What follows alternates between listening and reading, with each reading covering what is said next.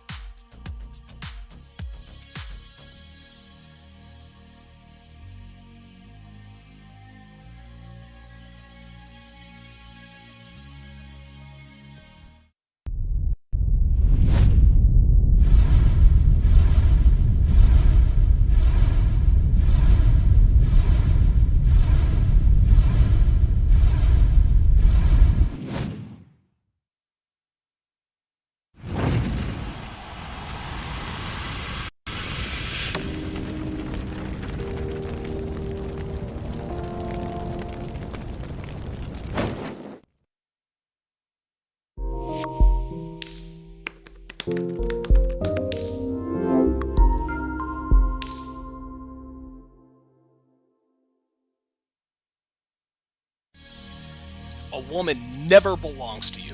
It's just your turn. You lost your edge, she lost the traction for you. That's how it works. What'd you think she was gonna do?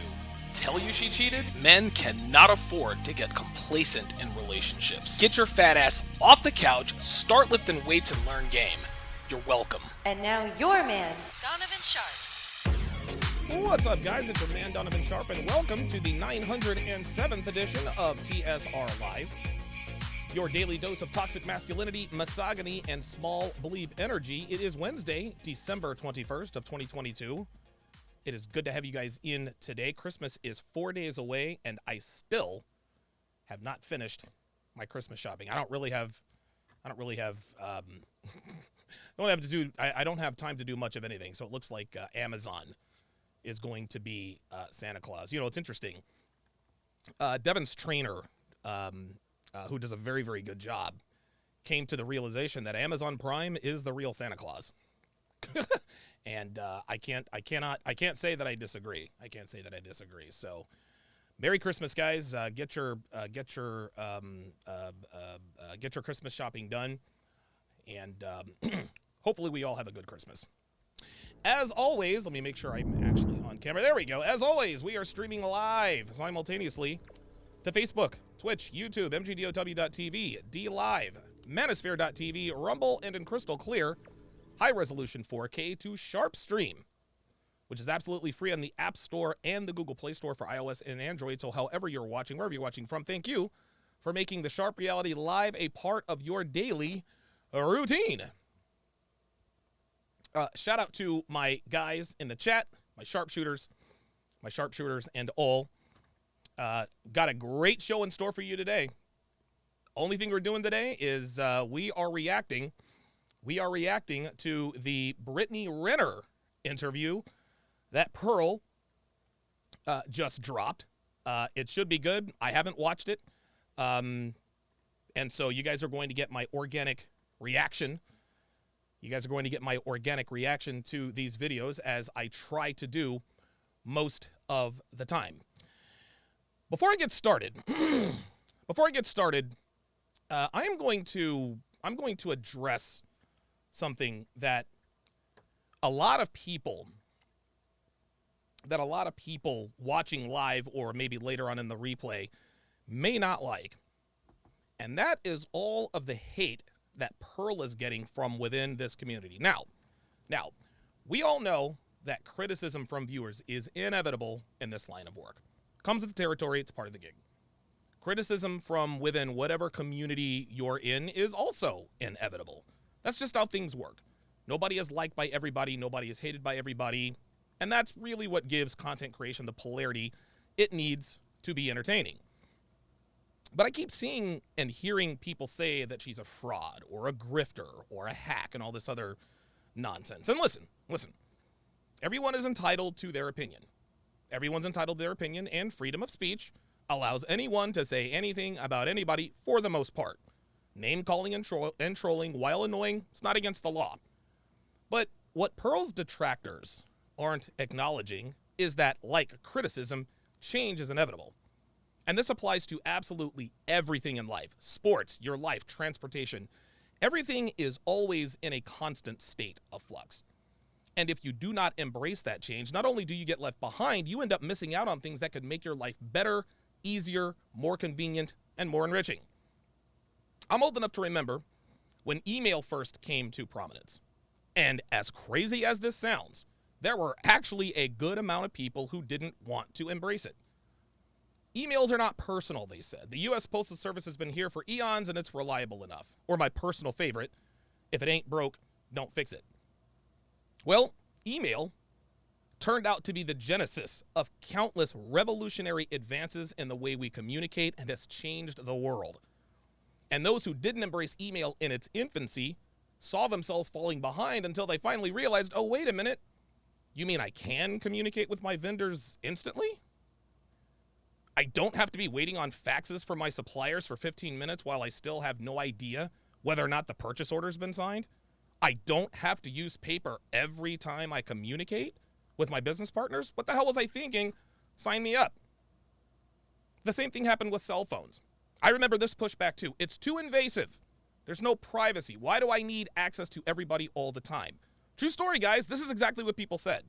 I was 17, 18 years old when this happened. And now, more than 2 decades later, a cell phone is essential. You can do your banking on it. You can keep track of your valuables. You can see what's going on in your house from anywhere in the world in real time. You can keep track of your health and so on and so forth. Outside of, I don't know, toasting a bagel, you can literally do anything on your phone. And I'm not 100% certain they won't be able to do that in the not too distant future. It wouldn't surprise me.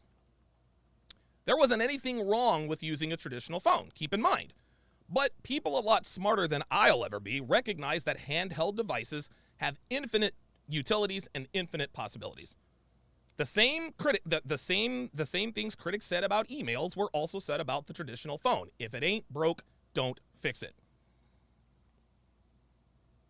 Same thing happens with the manosphere. If it ain't broke, don't fix it. People look around. The manosphere is broken. A red pill is a joke. Let's take it back to the beginning. Over the years, the red pill community has seen many, many evolutions. It started out as mainly pickup artistry.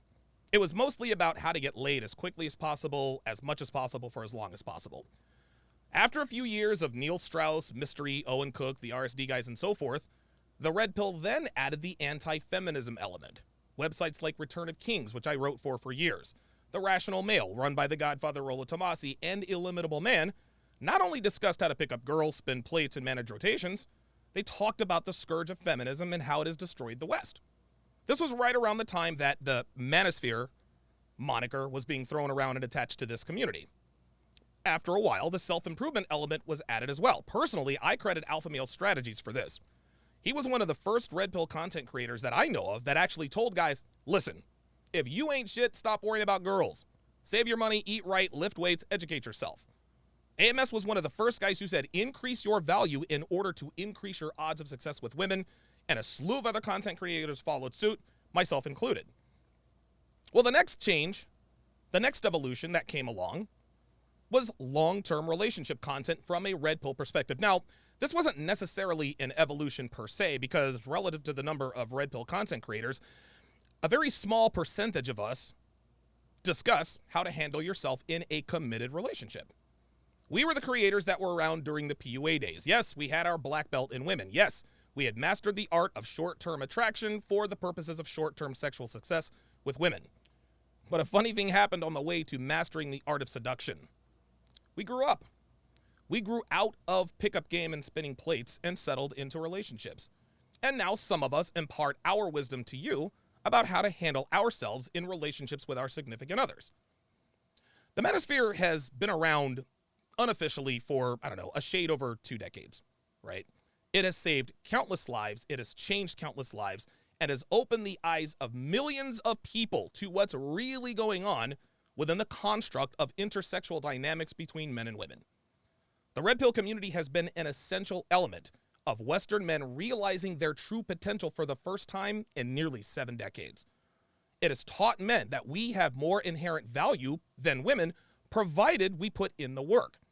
It's taught men that pandering to women is absolutely not the way to attract them. I could go on all day about how essential the manosphere is on many levels, but if you're watching this, you already know this. Well, the latest evolution of the manosphere has been the most prolific, and that is taking the conversation to outsiders, talking to people who either aren't aware of the red pill community or are against it. The first two decades of the manosphere was, and to some degree, is still something of an echo chamber, and that's not necessarily a bad thing. Sometimes communities do need to be echo chambers in order to drive points home without any outside interference to poison the message. But Kevin Samuels and Fresh and Fit were two of the first creators who took the conversation to the public. They were among the first who consistently put our talking points to the test by discussing them with people who disagreed with them, and that has changed everything. Kevin cracked 1 million subscribers. Fresh and Fit has over 1 million subscribers, and they're showing no signs of slowing down, right? And people are now seeing in real time that what we discuss here is indeed the truth. They have shown us a proven formula that not only substantiates our assertions, but also gets more eyeballs. And the more eyeballs we get, the more men are made aware of who we are and what we stand for. Well, someone who has taken that formula and made it work is Pearl. She's taken the Fresh and Fit model and has amassed nearly 830,000 subscribers, and 500,000 of them were over the last 6 months. She is doing what most content creators either can't or won't do, and that's one of the many reasons she's been successful. Another reason she's successful is because, get this, she's good at what she does. Anyone who watches her can clearly see that her skill in these discussions is really good, and she's getting better. Yes, it's taken her some time to hone her craft, and yes, she's made a few mistakes on her path to where she is now. She made a huge mistake when she did that Fresh and Fit video, and she absolutely regrets it. But we've all made mistakes in this business. I've made mistakes. Myron and Fresh, they've made mistakes. MLD's made mistakes. We all have. Pearl fucked up. She acknowledged that she fucked up, and she moved on from it. You guys give us a little grace when we fuck up. Why should we treat her any differently? But to deny that she is damn good at what she does is disingenuous at best and envious at worst. Now, she's gotten criticism from commenters and viewers. And like I said before, that's normal. It's going to happen. Interestingly enough, she actually uses some of the criticism in her comments to improve the show, much like Myron does. She's got thick skin in that regard and really doesn't take criticism personally. That is a trait that she has that I do not. And you guys know this. Pearl also gets criticism from other creators, which again is fine. They are entitled to their opinions. But are other creators criticizing her because they don't think she does good work or because they're jealous? Look, the fact of the matter is that there are a lot of guys who have been at this for a lot longer than she has. And overnight, she has passed just about all of them. I'm not saying that this criticism of her is or isn't professional jealousy, but it wouldn't shock me if it was. Some people have called her a grifter because she did other content before she did red pill related content. So, what difference does it make if she's opening the eyes of men here in the West? Just because red pill content wasn't how she started doesn't mean she's a fraud. Most content creators change lanes at some point or another.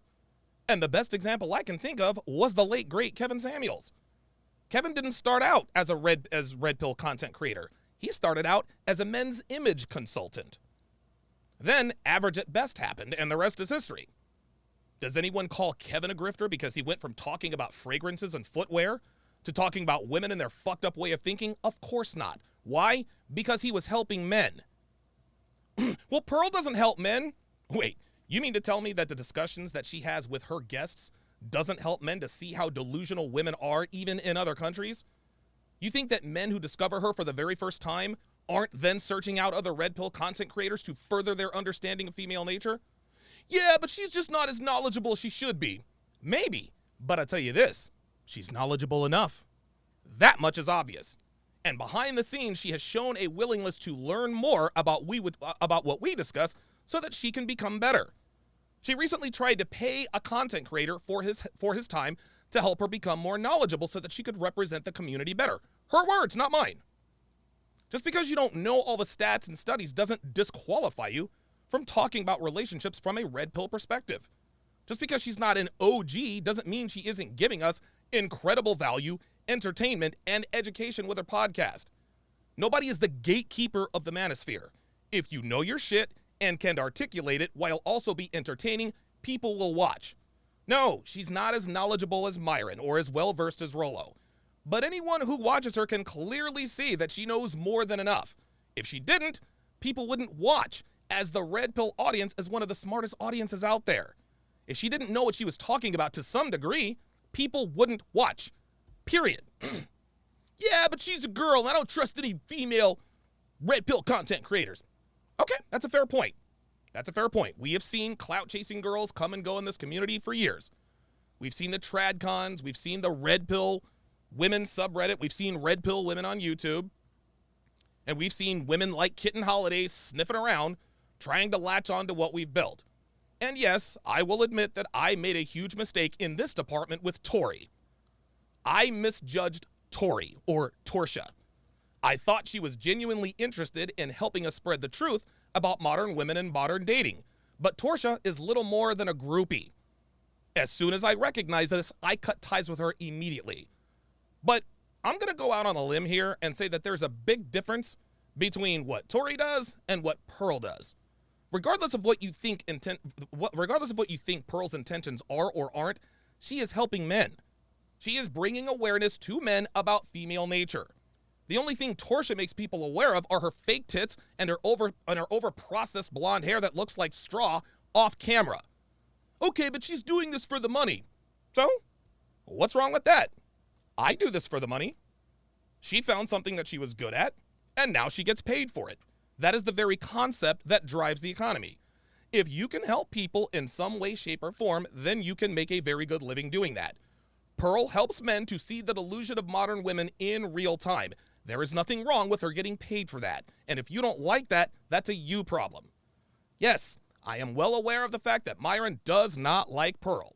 He has his reasons, and I agree with his reasons. That doesn't change my relationship with either one of them. Myron knew Kevin was my friend, and he stayed my friend. Myron knows Pearl is a good friend of mine, and it still hasn't changed our relationship. Rollo recently called Pearl a hack on the Saucecast. Rollo is also a good friend of mine, but I respectfully and vehemently disagree with Rollo. And as far as I'm concerned, we're still friends. At the end of the day, whether you're a viewer or a creator, you don't have to like Pearl or what she's doing if you don't want to. But as a viewer, you are cheating yourself if you don't watch her. She makes great content, she has A1 production, and her knowledge is expanding by the day. If you don't want to watch her for whatever reason, that's fine. But I'm here to tell you that you are missing out on entertaining content that is also very educational. From the content creator side, I got news for you. She doesn't need us. She doesn't need us, Red Pill. She doesn't need us, Manosphere. Not anymore, anyway. Pearl does not need our seal of approval to keep doing what she's doing. This woman has gotten interviews with Brittany Renner and Andrew Tate. And outside of Fresh and Fit, any Red Pill content creator would be doing themselves a disservice by not collaborating with her. Because I'll tell you, whether you like it or not, she ain't going anywhere. She's not. She's here to stay. So you can either embrace another evolution in this community that is clearly making a difference, or you can be a stubborn gatekeeper and bitch about what she is or isn't. But either way, I support Pearl 100%. She is a good friend of mine. She is as honest and genuine as they come. She works her ass off, and I trust her implicitly. She hasn't done anything to anybody but kick their asses up and down YouTube. And if we're keeping it 100, that's probably the reason for all the in-house hate. And that's the memo. Good to have you guys in here today. Already some super chats coming in. Let me shout you guys out before we get to the main event. Dre Raven is in the house. JBlaze11, Eben Zur. Vaughn said, would like to see her on the Sauce podcast. Yeah, she'll be on the Saucecast. She'll actually be on the Saucecast very soon. Of that, I am certain. Let's see. Jay Blaze says attention and validation is a drug for women. You're goddamn right. Very good. Let's see. I thought there was a super chat.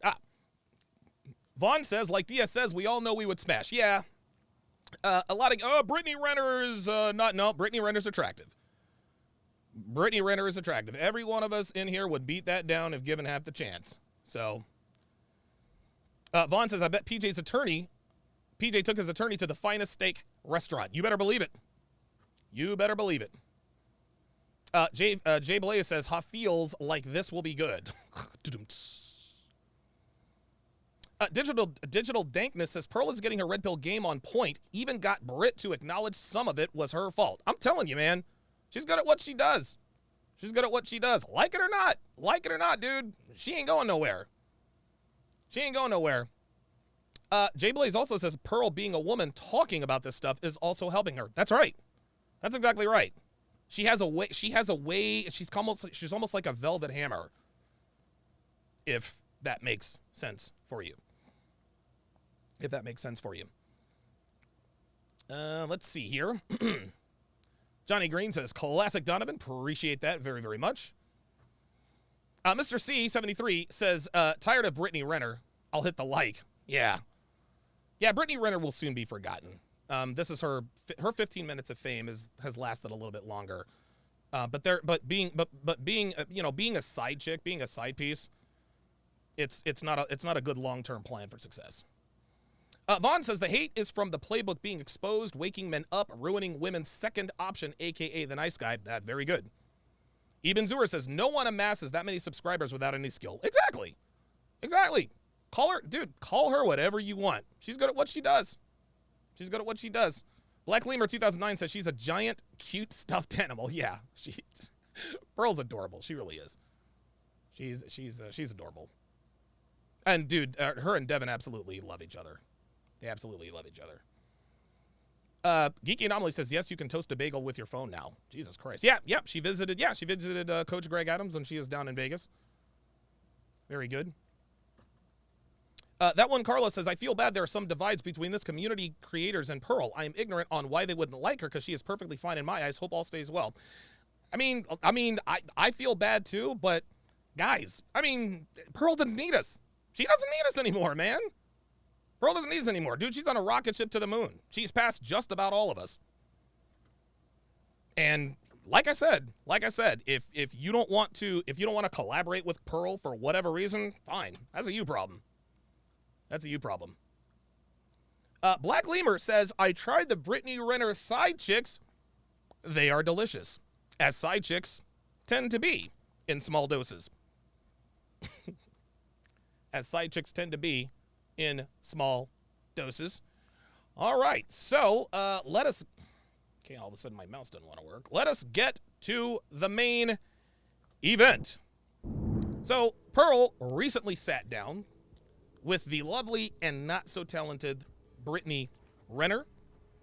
I'm going to try to get through the entire video. I think I probably can. It'll take some patience and it'll take some wherewithal, but we are going to do it. Without further ado, Pearl versus Brittany Renner. Here we go. Yep, it would help if we could hear it, wouldn't it? There we go. To the Just Pearly Things YouTube channel, and welcome to Sit Downs with Pearl, where I sit down with some guests from my show. We talk about different stuff. Today, I have a special guest, Brittany Renner. Hi. The man, the woman, the myth, the legend.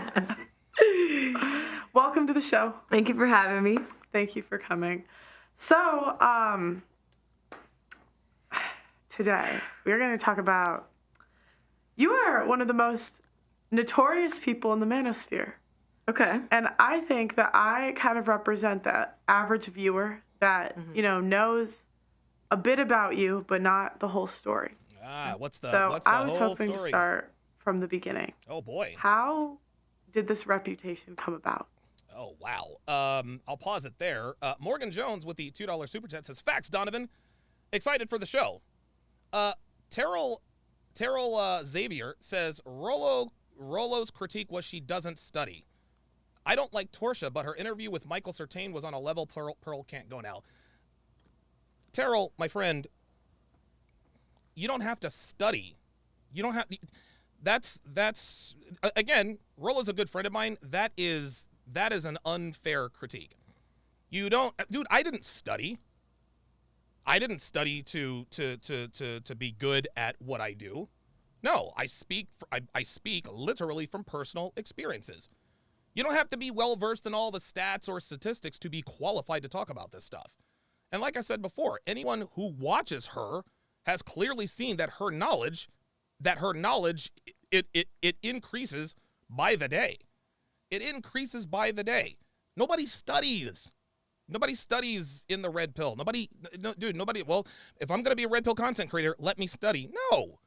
No. She's got 830,000 subscribers, Terrell. If she didn't know what she was talking about, then she wouldn't have the viewership that she has. And for you to say that her interview with Michael Surtain was on a level Pearl can't go now, what are you talking about? What are you talking about? Dude, Tori is a red pill groupie. She's about as smart, dude, honestly, man, she's about as smart as my cat in terms of content creation. I don't know. I mean, listen, if that's your opinion, that's fine. I strongly disagree with you. Dude, Pearl is, she is eons ahead of where Tori will never go. I have no idea what on earth you're talking about. We must be talking about two different Tories. Because the Tori that I see and still see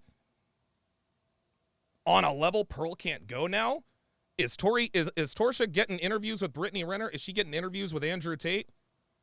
No, she gets interviews with whoever she can ride the coattails of Rolo to. I appreciate the super chat, but I respectfully, strongly, and vehemently disagree. Let's continue. And do you feel like it is deserved? I do feel that it's deserved because what I've come to understand. What? Stop the presses. Did she just say that she feels that her reputation is deserved? Wow. Is that I have misrepresented myself for a very long time. Oh, boy. And I would say that my villain origin story was I had first moved to LA in 2014, was linking up with someone after my breakup with a guy I was with for 4 years. And TMZ put out an article and claimed that I said I was pregnant by Colin Kaepernick, right? Wait, okay, so you were with a guy for 4 years. We break up. From high school? From college. From college. Yeah. And you said 18? 18 what? When you moved at 18? I moved to LA in 2014. Oh, 2014. Yes. Okay, and how old were you? I think maybe 21, 22. Okay, 21, 20. And you were dating Colin Kaepernick at the time? I wouldn't... hooking up? Whatever. Lincoln? Here we go. The womanies has already started. She moved to LA, went to college, had a boyfriend for 4 years and cheated on him with Colin Kaepernick. I don't know why it is beyond me why women just don't call it what it is. I slept with Colin Kaepernick. Like, just say it. I slept with Colin Kaepernick. What's wrong with that? I had a boyfriend, I was in a relationship, and I hooked up with Colin Kaepernick while I was in a relationship. If she's going to be accountable for her reputation, then why not be accountable for everything? And now she's saying she misrepresented herself, as if to say that her actions the last, I don't know, decade plus are not indicative of who she really is as a person. Ay. Johnny Green, member for 13 months. Let me give you a Don DeMarco for that. Says, I keep confusing Brittany Renner with Brittany Griner. Yeah. Two very different people in very, very different situations. Same skin tone, though. Jay Blaze says, just say you want to fuck Tori. Yeah, Terrell, yeah, listen, if you think Tori's attractive and you want to smash her, just say so. But to tell me that her interview with Michael Surtain was on a level Pearl can't go now, that is laughably ignorant. What on God's green earth are you talking about? Holy smokes. He said, Torsia spent 2 hours talking and debating evolutionary psychology, the why women do what they do. Okay. So what? That makes her on a level that Pearl is not on now? No. Tori's a groupie. Tori's a groupie. Nothing more, nothing less. She presents herself as a groupie. She wears a groupie's uniform. She is a groupie. I don't care. I do not care at all. Secondhand Truth, welcome to Chat Privileges. At Secondhand Truth, to welcome him or her to the TSR family. Secondhand Truth, if you would, put your age and location in the chat. Terrell Xavier says she isn't attractive at all.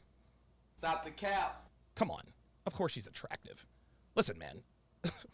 Tori is a groupie. There is no question about it. But to deny that she's attractive, to me, that's disingenuous. Like, come on. Like, okay, listen, Tori gets on my nerves. She irritates me. But that doesn't mean that I can't acknowledge that she is attractive. Like, come on, guys. Come on. Lincoln. Let's just say Lincoln. Sneaky Lincoln? Jesus. At the time. Sneaky Lincoln. There it is. Cheating. And with that, they had photoshopped a picture. I had posted him for my Man Crush Monday. This is Hang on a second. I'm sorry to have to do this, but let me go back. Let me let that all play all the way. So sneaky linking is basically cheating, I think. So listen to how she tries to talk her way around escaping the fact that she cheated on her boyfriend with Colin Kaepernick. Dating Colin Kaepernick at the time? I wouldn't. Hooking up? Whatever. Lincoln? Let's just say Lincoln. Sneaky Lincoln? At the time. And unbelievable. With that, Yeah, Dre Raven says she also spent 5 minutes. Yeah, she also spent 5 minutes on her last stream with Don talking about tentacle porn. Yeah, dude, seriously. Come on. And dude, 75% of her talking points, dude, actually, 75% of her talking points come directly from Rolo. Come on, man.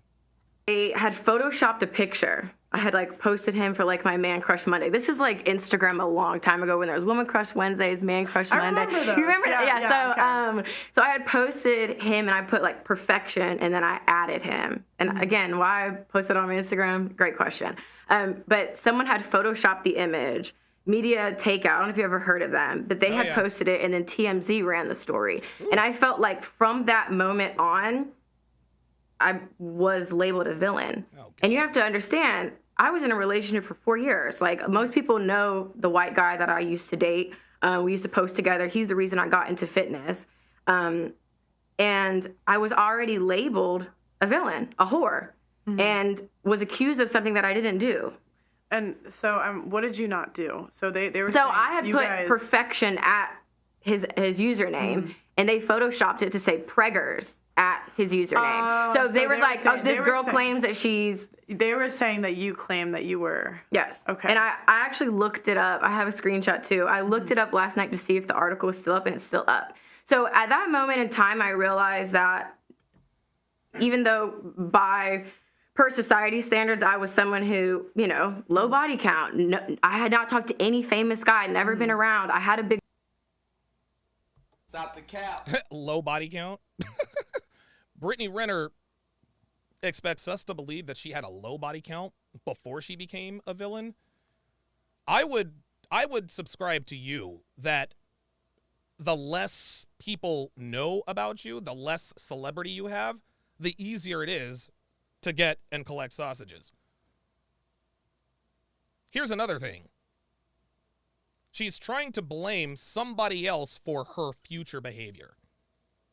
She said, well, somebody photoshopped this and that. And listen, whether what she's saying about what they said about her is true or not, her being pregnant or preggers or whatever, that's immaterial.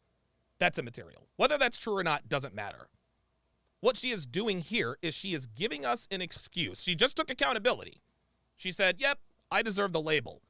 But now she's backtracking and saying, well, the reason I became a villain is because they made me a villain, so I may as well act like a villain. If Brittany Renner just kept it at that, the TMZ story, let that run its cycle, then you can go on running and living your life. But no, what did she do? She said, all right, well, If I'm going to be a villain, let me just be a villain and smash just about every dude in the industry that I can and then write a book about it. No, Brittany. No, celebrity doesn't change people. Like money, it reveals who you are. You had promiscuous proclivities. Somebody put you, whether they rightfully did it, accurately did it or not, somebody put your name alongside someone of celebrity. You use that celebrity to go and smash other celebrities. It would be different if this was the only incident that had happened with TMZ or whatever. But the next decade, all this girl did was hoe around. This is who she was. This is who she was before the TMZ article. For her to sit here and tell us, you know what, the label, yeah, it's legit, but then tell us, well, the reason why I am or I played the villain is because TMZ did X, Y, and Z. I may as well go ahead and do it. No, sweetie, no, that doesn't fly. That doesn't fly. You could have left that alone. You could have let that story die down. They would have moved on to the next one. But what did you do? You went and hopped from sausage to sausage to sausage, wrote books about it, conned PJ Tucker into putting a baby in you, and now you're going to say that the media made you a villain. No, sweetheart. No, you made yourself a villain. You made yourself a villain. No, the media is not fair with everybody. Okay, so TMZ got you. Or whoever. Somebody photoshopped something and made you look like something that you claim that you weren't. Okay, I get that. One time is perfectly fine, but you continue to do it over and over again. And to blame the tabloids for your behavior is piss poor. Indicator with the $5 super chat says, even Fresh said he's never read The Rational Male and still friends with Rollo.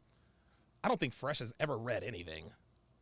He's not a reader. Fresh is an observer. Age of Machine says 2 questions in and the lies and womanese already started. Proves 3 red pill truths in less than 30 seconds. Yeah, you got that right. Big following.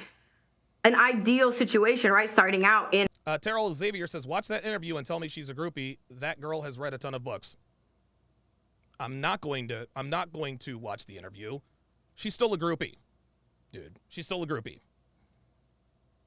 That's my opinion of her. She is a groupie. She's Rollo's groupie. I'm glad you subscribe to her, and I'm glad that you don't think she's attractive. We're just going to have to agree to disagree, my friend. But I know more about her than you do.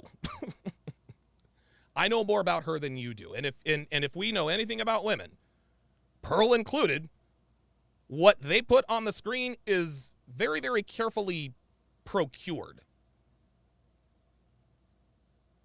In Hollywood, already labeled a whore, a liar, a gold digger. So when I think about how my origin story began, like my villain origin story, it was that. Because it's like, I haven't even done anything and I'm already misunderstood. So I think as time progressed, I really just tried to fake it till I could make it. And inside, I never, like especially in high school, like growing up, I never felt like I was just top tier beautiful because I just wasn't. You know, I was growing into myself. I always had really bad skin, over-fried my hair, always wearing extensions, never feeling pretty as even my natural self like where I am now.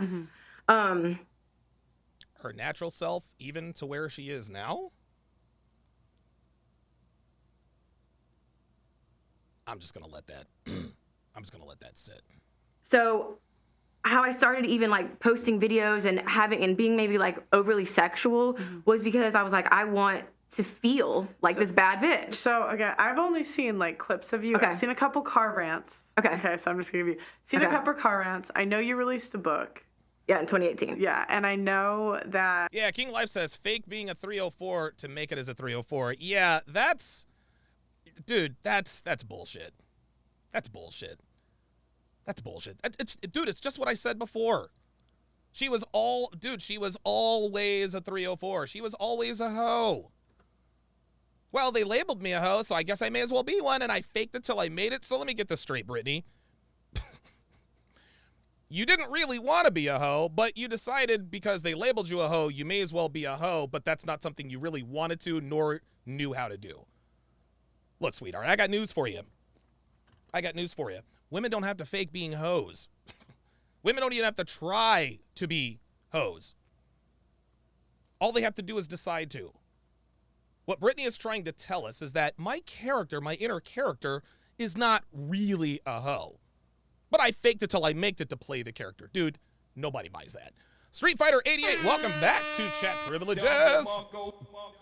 At Street Fighter 88 to welcome him back to the TSR family. Street Fighter 88, if you would, again, put your age and location in the chat. Put your age and location in the chat. Mike Hawk, $10, says she's a terrible person who moves through the world with pretty privilege and is now trying to be viewed the tragic villain. I know what the acronym is. I got to keep it clean for YouTube. Charles Xavier says I was banned by Torsha because she said she was homeless, and I said no young woman is truly homeless. Exactly, Terrell. She said she was homeless. And you're right, no young woman is ever truly homeless. She also lived in Vegas for a time as well and swears up and down that she was just a bartender. But those details are fuzzy too. If you go back and watch, when I pressed her on it, she glazed over that. Torsha, listen, Tori is no different than the average rank-and-file modern woman out here. And neither is Pearl. Pearl is not some unicorn. Pearl is not some exception to the rule. Pearl is a woman who acknowledges her nature, and she makes very good money doing as such. That's what she does. But Terrell, that's exactly why you need to think, okay, so she's read a few books and she talked about evolutionary biology or psychology. So she's not dumb. Doesn't mean she's not a groupie. I saw the stuff you did with Fresh and Fit, PJ Academics, there's little interviews here and there. Yeah. So when we go back to you said 2014. Yes, 2014. When you're in LA. So then did you start? Yes, and like Kiki said, Tori got to hang out with Certain because Rolo and Certain are cool. Exactly. Dating Kaepernick? I would just say that I started dating, period. I kind of just opened it up. It's not like we were exclusive, whatever. So I would say that the villain came about was I was a small town girl from Mississippi. To even be in certain rooms with people where it was unheard of. I never thought. I was a small town girl from Mississippi. Oh, poor innocent me. You got to be kidding me. She's trying to make herself say, "Oh, I didn't know any better. I was a small town girl from Mississippi." Give me a break. These guys would even know I existed. So I felt like there was still that starry-eyed element where I didn't know what I was doing. I felt like I had been thrown into Disney World, so to speak, right? The world is at your fingertips, and again, all of these high-value men are now seeking you. And again, I'm a girl from Ocean Springs, Mississippi. People don't even probably know where that is. So now she's making excuses. So now she's making excuses as to why she was a hoe. She was a small town girl from Mississippi who was starry-eyed and didn't know any better. And all these high-value men preyed upon her. I didn't know any better. I was all starry-eyed. Sweetheart, you know exactly what you were doing. You know exactly what you were doing. For you to try to characterize yourself as this innocent, sweet, little, naive girl is ridiculous. Terrell, I'm not talking about Tori anymore. I've given her way too much oxygen. Just drop it. Subscribe to her, watch her, whatever. I don't care. I'm not talking about her anymore. So I think that's where. Yes, victim mindset to Street Fighter 88. She's still not taking accountability. Dre the Dream. She's rationalizing being a hoe. The reason why I was a hoe is because I was labeled a hoe, and I was a sweet little innocent girl from a small town in Mississippi, and all of a sudden, all of these high-value men wanted relationships with me. No, you got pounded out by athletes and celebrities and rappers, and you knew exactly what you were doing. Stop it. Over-sexualizing myself and really pitching into that. That's the whole bad bitch, wanting to feel like something I didn't. So were you sleeping with a lot of these guys? And then posting stuff on social media? Okay. No, actually, like I said, besides that post where I had, made him my man crush Monday, I didn't even say that we were dating. It's not like I was like, hey, look at me, here I am at a game or here I am at his house. It wasn't that. It was just that's how everything started out. Okay, so I'm just trying to understand, because there's one article that's a one-off, right? Yeah. Like, Uh-oh, it sounds like Pearl is about to move in for the kill. She sounds like she's about to move in for the kill. She's about to say exactly what I said. She's about to say, I think, exactly what I said. Okay, so the article, the TMZ thing, okay, that happened. You got to let that go. But how do you explain all of the activity after that? How do you explain if that's not really who you are, then why did you act like that for the next decade plus? You can kind of recover from one artiable, in my opinion, Look anyway. At this. This is unbelievable. But there was more that happened in between. Yeah. What happened next? Because I'm saying this because this is literally on, like, TMZ. So after that, when I was talking to him, I kind of moved on because I'm like, whatever, you're robotic. Smashing him, not talking to him. Move on. Kind of got caught up with Trey Songz. So TMZ was like asking him questions about, because like my fitness group was like the Fit Thick Army. So then I was linked to him, right? Okay. So then that's kind of where it just started to. So she didn't smash Trey Songz? Is that what she's saying? And Vaughn says she knew to move to LA. She was 100% aware. Absolutely. I'm just a small town girl from Mississippi. Yeah. Who moved to Los Angeles, which happens to have a high concentration of rappers, athletes, people in the industry. She 1,000% knew what she was doing. Brittany Renner, listen, man. Listen, Brittany Renner was never naive, guys. She was never naive. And I tell you guys all the time, girls learn at a very, very young age what men really want from them. And as soon as they figure out what men want from them, it's almost like they instantly know how to get what they want using that as the bait. Brittany Renner, dude, Brittany knew exactly what she was doing. She knew if you were from such a small town, why not move to Tallahassee, Florida? Why not move to Seattle, Washington? Why not move to a small, nope, she moved to Los Angeles, the entertainment capital of the world. Shane will win. $5 says the world doesn't owe you an understanding. Kevin Samuels, absolutely. Rida says, I got John Cougar Mellencamp playing in my head. That's funny.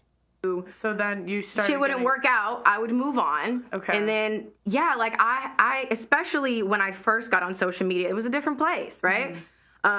Early 20s, guys from all over. I mean, it was just, I would entertain one at a time, though. That was like my thing. So it was like when I'm. Stop the cap. I was entertaining one at a time. So she would have us believe that she was never smashing more than one at a time. Stop the cap. Sorry, I don't buy it. I don't buy it. I don't buy it. Your actions, you don't get to write a book about all the dudes that you've smashed and then expect us to believe that you were only smashing them one at a time. Sorry, doesn't work that way, Brittany. Doesn't work that way. This is, it's almost as though this is like a redemption tour, like a character redemption tour, right?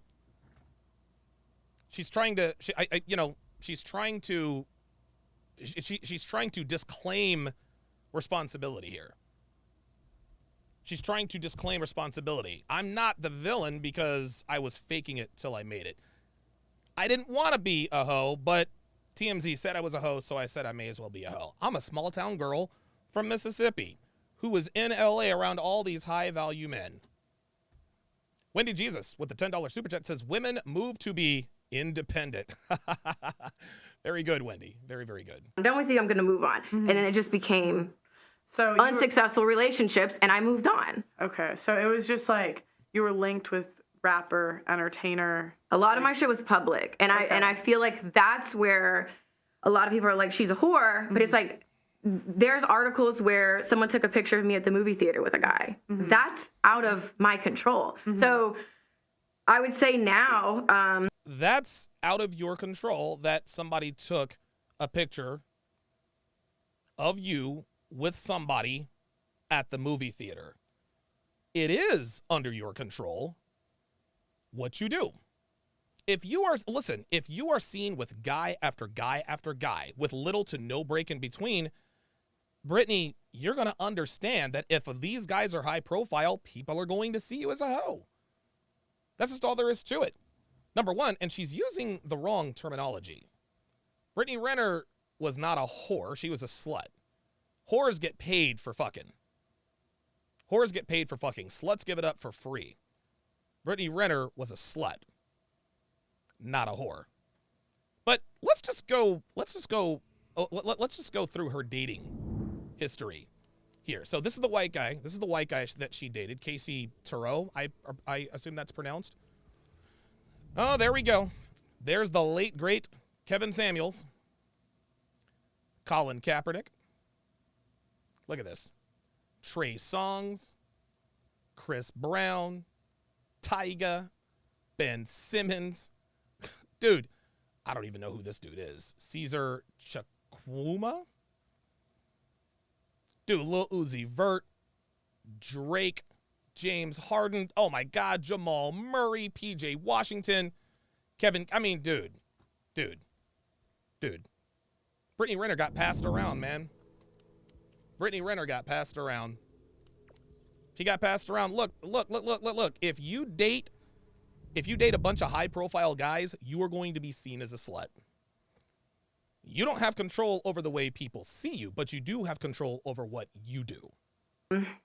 You know, when you've kind of figured out how the world works, you try to be a bit more mindful about who you even step out with, but you can't control if people take pictures of you. Were you posting it? Yes, but you can control dating dude after dude after dude. Look, she's right. She's right. You can't control what people do, but she had already put herself in the limelight. Any of these guys No. yourself, so you never posted. No, because them we yourself. weren't exclusive. Right. You know what I mean? Like I'm gonna post some. Yeah, Corinne Steffens reincarnated. Yeah, I said this before. The last time I talked about Brittany Renner. Brittany Renner is the new superhead. She's the new superhead. In 5 years, she will be the new superhead. Somebody that's my man. Again, I'm a 21, 22-year-old posted that Man Crush Monday. That's obviously very childish, right? But all these other guys, I didn't post them on my page. So then basically, because you were linked to all these different guys. Publicly, yes. Publicly, that's when the reputation started to build. Then, so this is where, so then the book comes. Oh, Tell me. 2018, yep. And from what I know, I haven't read the book. Okay. What I know of the book is that you basically exposed a lot of people in the book. This is just what I've heard. You basically, all the stuff you'd been doing, you put in the book. And while you might not have said their names exactly, it was pretty easy for people to figure out who they were. There you go. Okay, well, I didn't expose anyone. Here we go. My book was like a 25-year-old memoir, basically. Okay. And I didn't list all of these sexapades. So there were seven people, fake names. There we are. Fake names, but as Pearl said, the details she gave about these guys with fake names made it very obvious who she was talking about. That was not an accident. Good on Pearl to mention that. 7 relationships, like situationships, whatever you want to call them, and what I learned from that. So there was a lot of, my book was about sharing my story and being accountable. The most like salacious stories or sexapades, they weren't even in there because it wasn't, a lot of these guys, it was you a can tell pivotal. now if you want. I'm sorry? I said you can tell now if you want. Yeah, I mean. I'm just kidding. I mean, it's just kind of like, that was never my intention. My book never had ill intent. Now, again, I know the salacious. Stop the cap. Her book never had ill intentions. Ay. Oh boy. It was childish. I didn't have any ill intentions. And Vaughn is, dude, I'm about to ban Vaughn. I'm about to ban you, Vaughn, because you are taking exactly what I say out of my mouth. Perfect example of a woman self-destructing when left on their own. Exactly. Brittany Renner was a young, attractive woman who had the attention of high-value men. And look where she is now. She's America's favorite slut. America's favorite slut, number one. Number two, you didn't take accountability in your book. You absolutely wanted to expose these men. And the reason she wanted to expose these men is because they called her what she was, a whore. Or, not a whore, a slut. I'm pretty sure she wasn't getting paid, but she was a slut. You were a hoe, 304. Brittany Renner was mad that everyone in the industry was talking about how they had passed her around, and her way to get back at them was to write this book. That's why you wrote the book. I don't know, and here's the thing. If that's the reason she wrote it, I mean, that's not what I would do, but on a human side, I can understand that. You guys know me. Sometimes, most of the time I can't really control my emotions when it comes to that kind of stuff.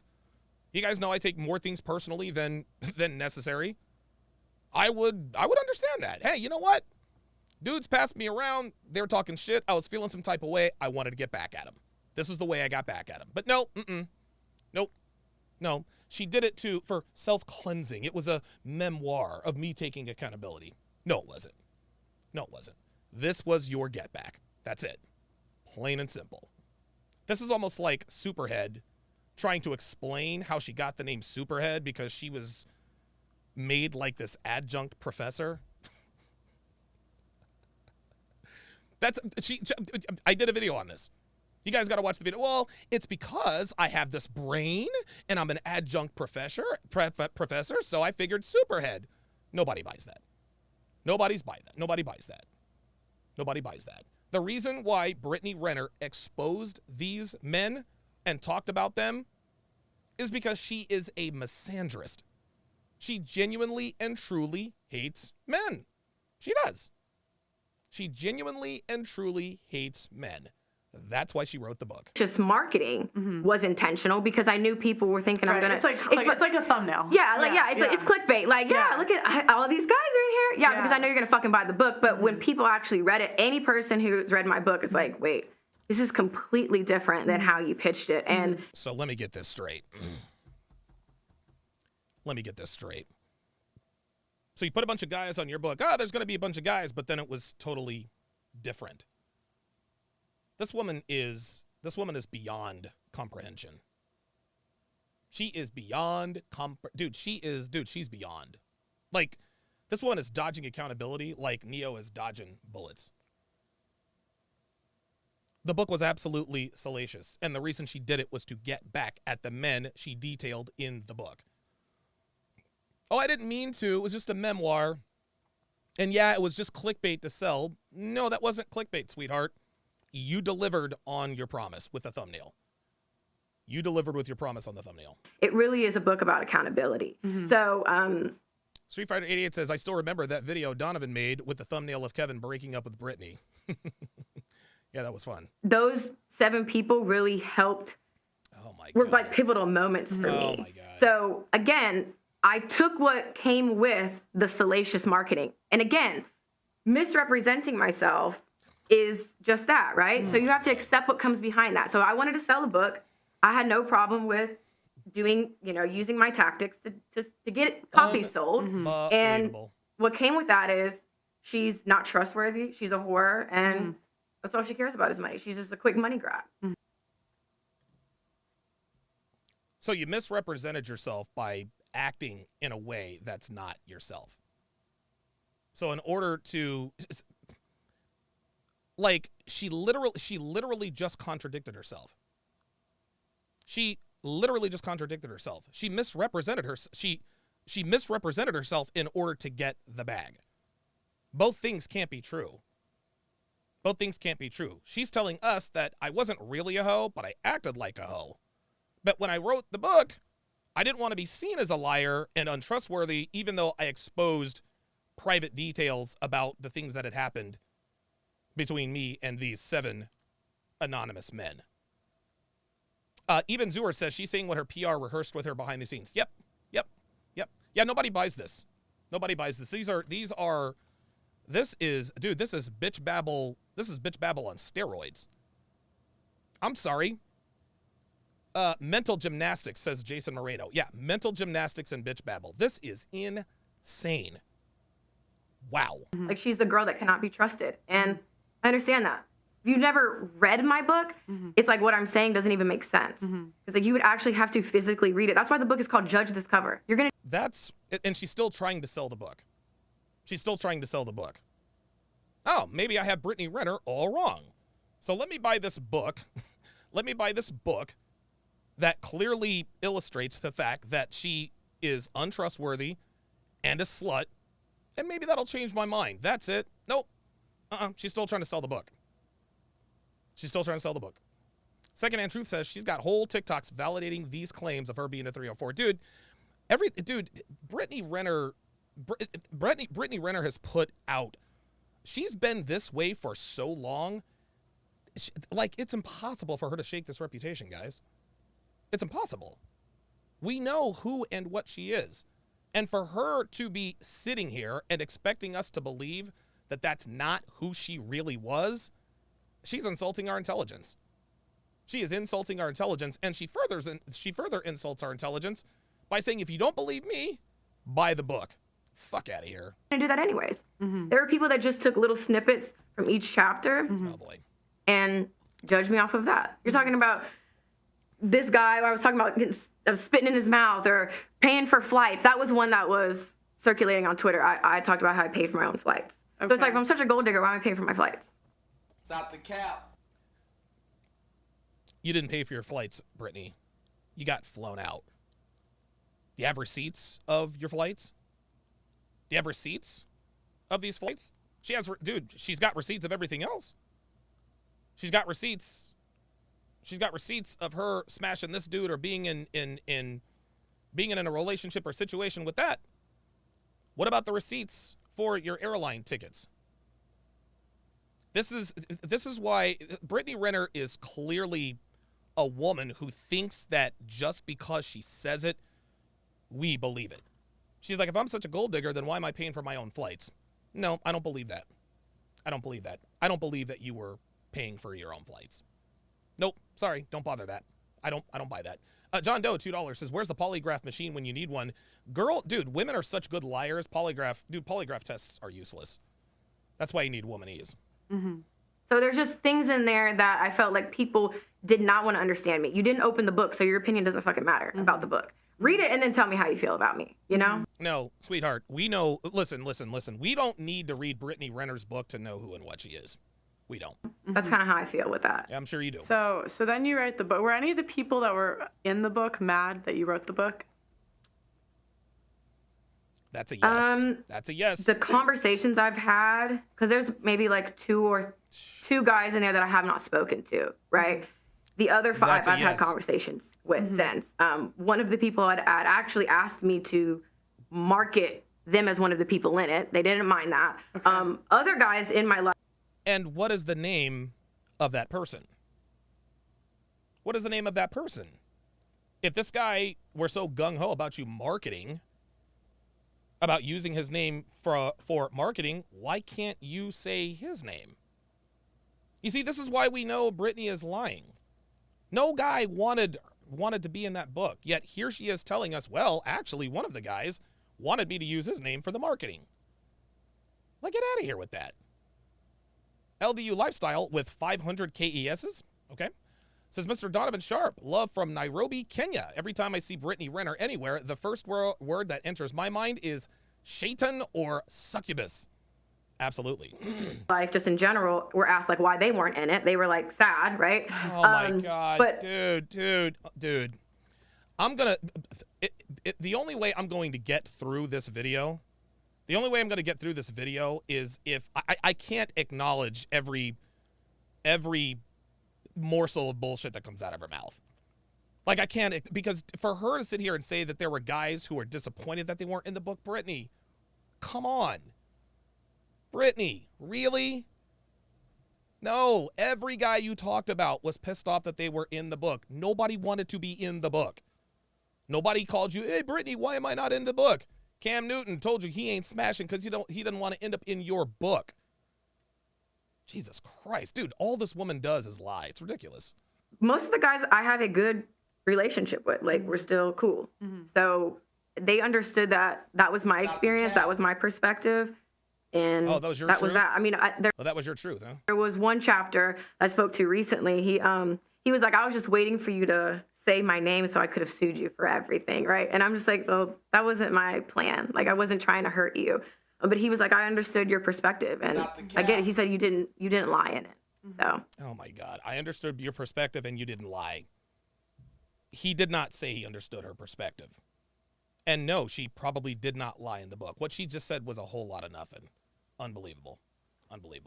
Okay, so none of the guys had hurt feelings over the book. No. Okay. Well, so that seems, because I kind of thought, Pearl doesn't like from believe what I had heard, is that some of the guys maybe weren't happy they were in the book.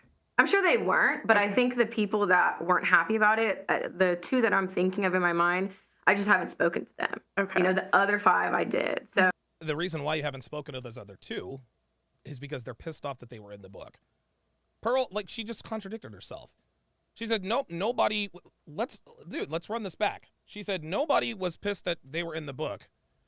And then she said no, but then she said yes, there were, listen. like, people did not want to understand me. You didn't open the book, so your opinion doesn't fucking matter about the book. Read it and then tell me how you feel about me. You know? That's kind of how I feel with that. So then you write the book. Were any of the people that were in the book mad that you wrote the book? She just asked her, were any of the people that were in the book mad that you wrote the book? Answer? The conversations I've had, That's a because no. there's maybe See? like 2 guys in there that I have not spoken to, right? The other 5 I've had conversations. 2 guys I have not spoken to. That gives her the plausible deniability. So now she can tell us, well, I don't know if those 2 guys that I haven't spoken to are pissed. Number 1, number 2, she says she hasn't spoken to them. That doesn't mean that they haven't communicated with one another. That doesn't mean that they haven't texted her. Do you see how she is carefully plotting this? 2 guys I haven't spoken to. She said the word spoke. That doesn't mean she didn't text. That doesn't mean they didn't Snapchat or whatever app. She wants us. So again, do you see how Brittany thinks she's good at hiding the truth in plain sight? Just because you haven't spoken to these men doesn't mean you haven't heard from them via text or any other form of communication. So that's a lie. LDU Lifestyle with the 500 KES, it says, yes, that's her truth. Just like my truth is that I'm Clark Kent. Yeah, exactly. Conversations with since. One of the people had actually asked me to market them as one of the people in it. They didn't mind that. Other guys in my life, just in general, were asked like why they weren't in it. They were like sad, right? Other guys in my life asked why they weren't in it. They were like sad. You want to know why other guys in your life were sad? Is because they weren't celebrities. She thinks she thinks she is so slick. She thinks she's so slick. The other guys in her life that were sad that they weren't in the book, number 1, that's cap. Number 2, if she's telling the truth, these men were nobodies. These men were nobodies. These dudes were nobodies. That's why they wanted to be in the book. She's trying to make us think that Trey Songz or Lil Uzi Vert said, hey, why am I not in the book? No, man. These were the nobodies you dated. But most of the guys I have a good relationship with. Like, we're still cool. So they understood that was my experience. That was my perspective. And that was that. I mean, there was one chapter I spoke to recently. He was like, I was just waiting for you to say my name so I could have sued you for everything, right? And I'm just like, well, that wasn't my plan. Like, I wasn't trying to hurt you. But he was like, I understood your No, you weren't trying to get sued. That's what that was. Perspective, and I get it. He said you didn't lie in it. So. Okay, so none of the... He said you didn't lie in it. That's probably why he was pissed. So remember, she's going to ask the same question again. Watch. The guys had hurt feelings over the book. No. Okay. None of the guys had hurt feelings over the book. Her answer was no. Well, so that seems... Because I kind of thought, like from what I had heard, is that some of the guys maybe weren't happy they were in the book. There it is. I'm sure they weren't, but I think... There it is. I'm sure they weren't. So either they were happy about it or they weren't. I'm sure they weren't. Do you see how carefully she uses that? She's not making anything definitive. She's not saying they were hurt or they were not hurt. They were pissed or they were not pissed. She says, I'm sure they weren't. Again, This kind of language gives her plausible deniability. This is not an accident, guys. I think the people that weren't happy about it, the 2 that I'm thinking of in my mind, I just haven't spoken to them. Okay. You know, the other 5 I did. So There we go. I just haven't spoken to them. No, you haven't spoken to them, but you've damn sure communicated with them. you know, Okay. I don't know. I don't know how they. Drew Fraz with the $2 super chat says, so the guys weren't mad, but one wanted to sue you? Yeah, exactly. Exactly. There you go. There you go. It would feel. So now. you don't think like, because I'm just thinking, I just know how the guys are gonna. What Pearl is thinking in her mind is, this is bullshit. Of course they had a problem with it, and that's probably what she's going to say here. See it. Like, you're choosing to publicly link with these people, and maybe you didn't want it to be public, but it's like, if you're making a choice to go after the, like, rappers, athletes, like that sort of thing, of course people are going to call you a hoe. And that's fine. Yeah. And no, that's the thing, you don't shy away from that. Yeah. But it goes back to my original question, whether you think it's earned or not, or it's like misrepresenting you or not. Well, I think. Oh my God. Wow. Dude, Pearl is, she really is the silent assassin. We thought Allie was the assassin. Pearl is the assassin. Pearl just said, you wrote a book that verified that you were a hoe, but then you said that the reputation was earned, but that's not really who you were. Wow. There's that I have misrepresented myself because, again, Bundle of Brittany is like her own. That's like a Frankenstein I have created. Oh my God. And now she is trying to separate her real self from her Instagram self. She's trying to tell us that who she is in public is not really who she is. Right, and that's like a fraction, even just the time we've spent the past few days together. Probably very different than what you've seen online, you know? So that's what I have used to get views. But Brittany, sweetheart, never mind. And get clicks, and I've realized that I don't have to do that anymore. There it is, see? Well, the only reason I acted like a hoe is because I got views and clicks. That's the, no. People pegged you as a hoe. You really are a hoe. And you realized I may as well lean into this. Give me a break.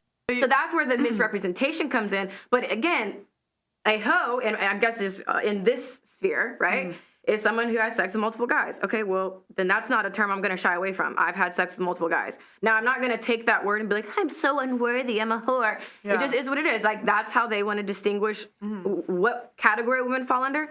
I got no problem with that. That's fine. Okay, I've had sex with multiple guys. It didn't work out. I moved on, you know? Yeah, it didn't work out. You moved on, and you wrote a book about it. It didn't work out, and you wrote a book about it. Oh, by the way, yes, that is Brittany Renner with Andrew Tate. That is Brittany Renner and Andrew Tate.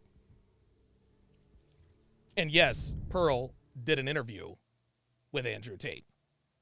Pearl had Brittany Renner and Andrew Tate at her place at the same time.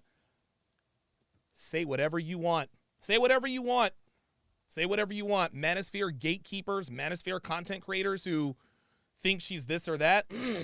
You ain't doing this. You ain't doing this. Dude, you ain't getting Andrew Tate and Brittany Renner in the same room at the same time. Sorry. Like I said,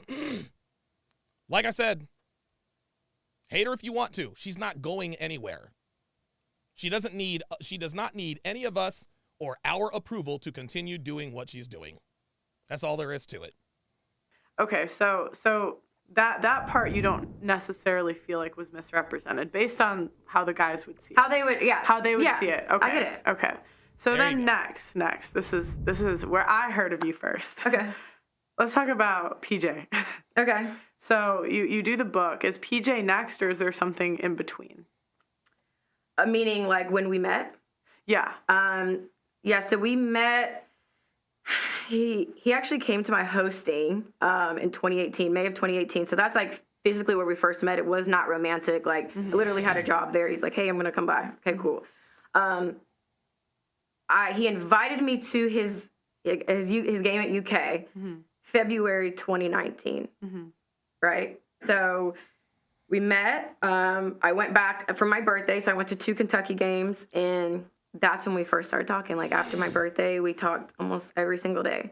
And I was aware, like, he was younger than me. I always had a lot of judgment towards guys who were younger than me because I'm like, you're younger than me. How can you handle me, you know, right? But I always felt like PJ saw me for me. And that is the fucking God honest truth. Oh, wow. And that is the fucking God's honest truth. Well,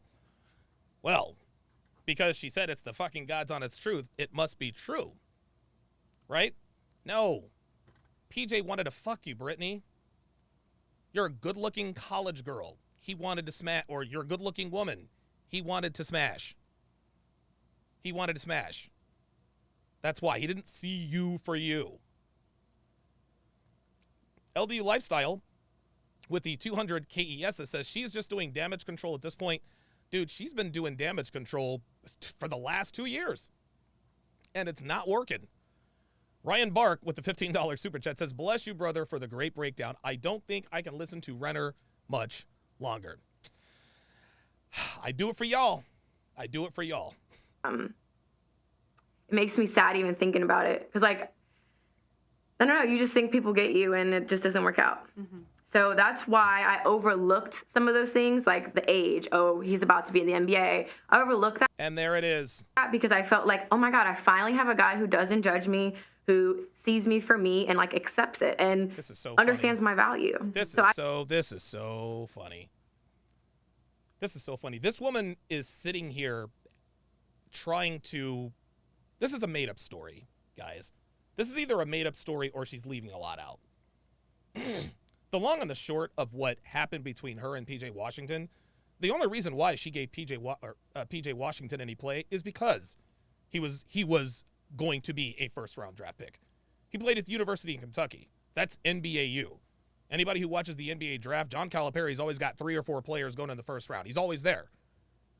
Brittany gave PJ Washington the time of day because she knew he was going to be in the NBA. That's why she did it.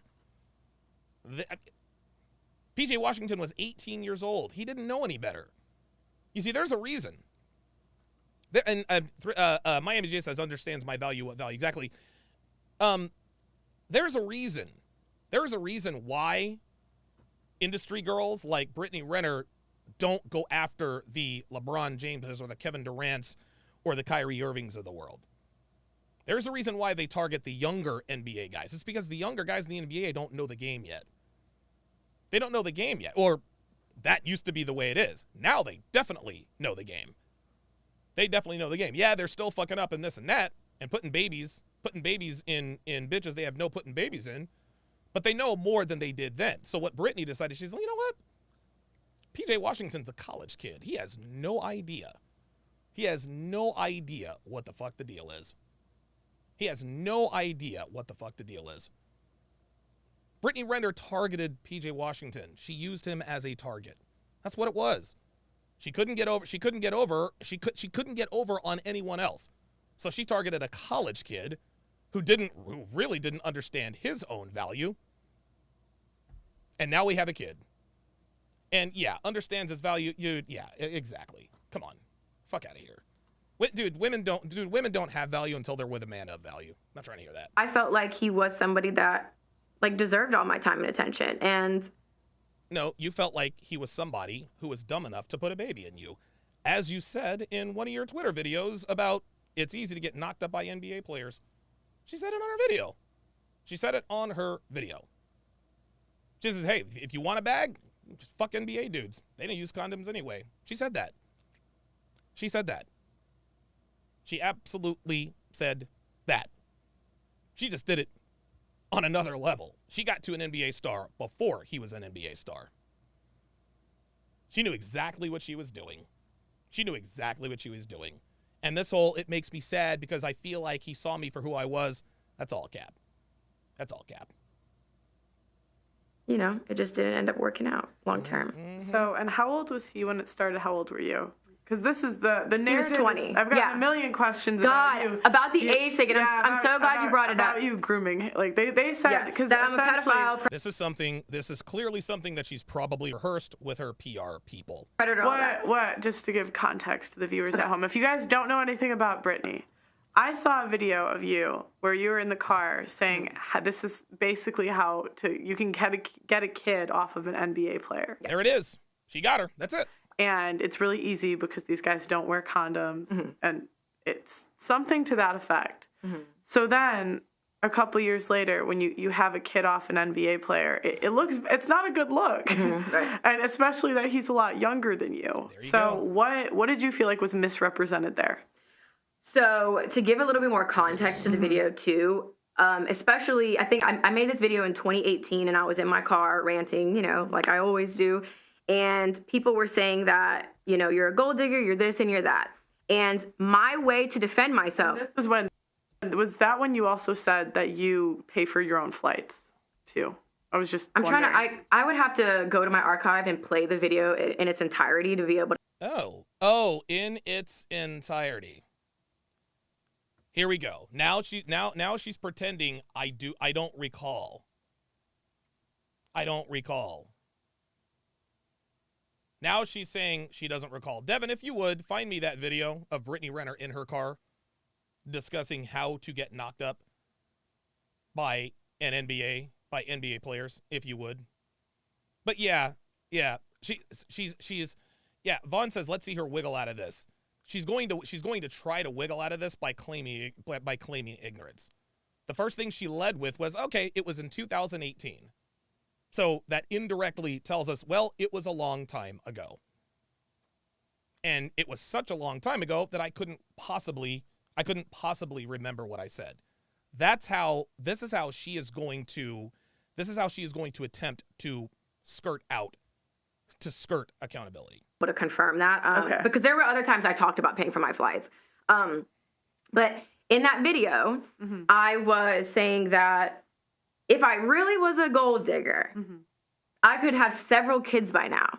And so it was an attempt to make a group of people look bad, and I made myself look even worse. Because I'm like, what are you guys talking about? I'm a gold digger. These athletes don't use condoms. I could have a baby by then, right? It aged horribly, right? and I don't ever try to deny that, and I don't do apology tours. It is what it is. I said what I said. Like, that was my truth. That was my experience. Here we go. My truth, my experience. No, she was right.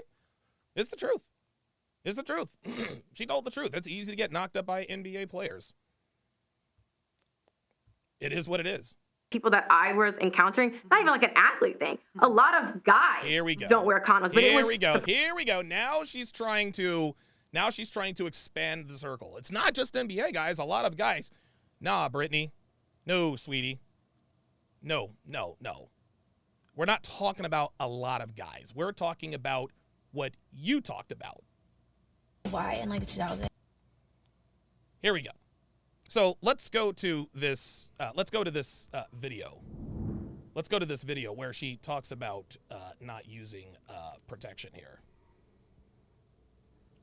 18. That's any of your fucking business or why it matters. But 24. 11 athletes. Woo! 5 entertainers. Woo! 8 regular guys. Woo! I've only fucked 3 regular guys since I've been Instagram famous. She didn't provide any receipts or names, but listen to her rant. The worst people to deal with are the athletes. None of them use condoms, really. So if y'all really want to try to come up off a check off a man, I mean, you could just fuck an athlete. They're really dumb. Did you hear that? There it is. Yeah, if any one of you want to come up off a check, fuck an athlete raw, they're really dumb. I think that's pretty clear. Evil laugh. Surprising to me that people of such high status were a little bit more reckless, right? And for because you think they have so much to lose. Yeah, I guess that's exactly what it is, right? It's like, why do you trust me, right? Yeah. And as a young person, and you're not even a young person. So in your head, you were saying, like, fuck the haters. I could have a kid. That none of these people. So now Pearl is bailing her out a little bit. And that's fine. That's fine because, again, she is the interviewer. She's the interviewer, right? She can't come with all the smoke. She's got to give her she's got to throw her a lifeline every once in a while. She has to throw her a lifeline every once in a while. I'm not going to fault her for that. Good on her. If you want This is how Pearl maintains the trust of her guests. Is she gives them just enough rope to hang themselves with, and then hands them an olive branch, and then gives them more rope, rinse and repeat. Because if it's just nothing but smoke and you did this and you did that, you're going to make the interviewee uncomfortable, and she's not going to be as forthcoming. Wanted to catch a kid by an NBA player. It's really easy because they're dumb, right? So that's where the context of that video, right? And then I met PJ, like, we started talking when he was 20 years old. We have a 6-year age gap. Okay, so you're 26. Yeah. 20. At 20 years old, PJ Washington was projected to be a top 5 pick. You don't think Brittany knew that PJ Washington was a top 5 prospect? She went after PJ Washington. She didn't go after PJ Smith. She didn't go after PJ Smith on the college campus. Nope. She went after PJ Washington. She knew what she was doing. I'm 26. I'm thinking 20-year-olds are pretty immature. But I'm telling you, when I met him, I just felt like, and like, this is funny. This is so funny. Pearl is telling her, listen, I'm 26 now. I was your age. Like, I'm your age. 20-year-olds are very immature, and she's going, I'm telling you. Genuinely. Yeah. He had an old soul. Oh, my God. That's how he had I he thought had about an him. old soul. Listen, you can tell that Pearl is not buying this. He had an old soul. Translation, I knew he would be worth millions in a few short years. For Brittany to deny that for Brittany to expect us to believe this bullshit, again, this insults our intelligence. It insults our intelligence, man. Does she actually think that we buy this? No.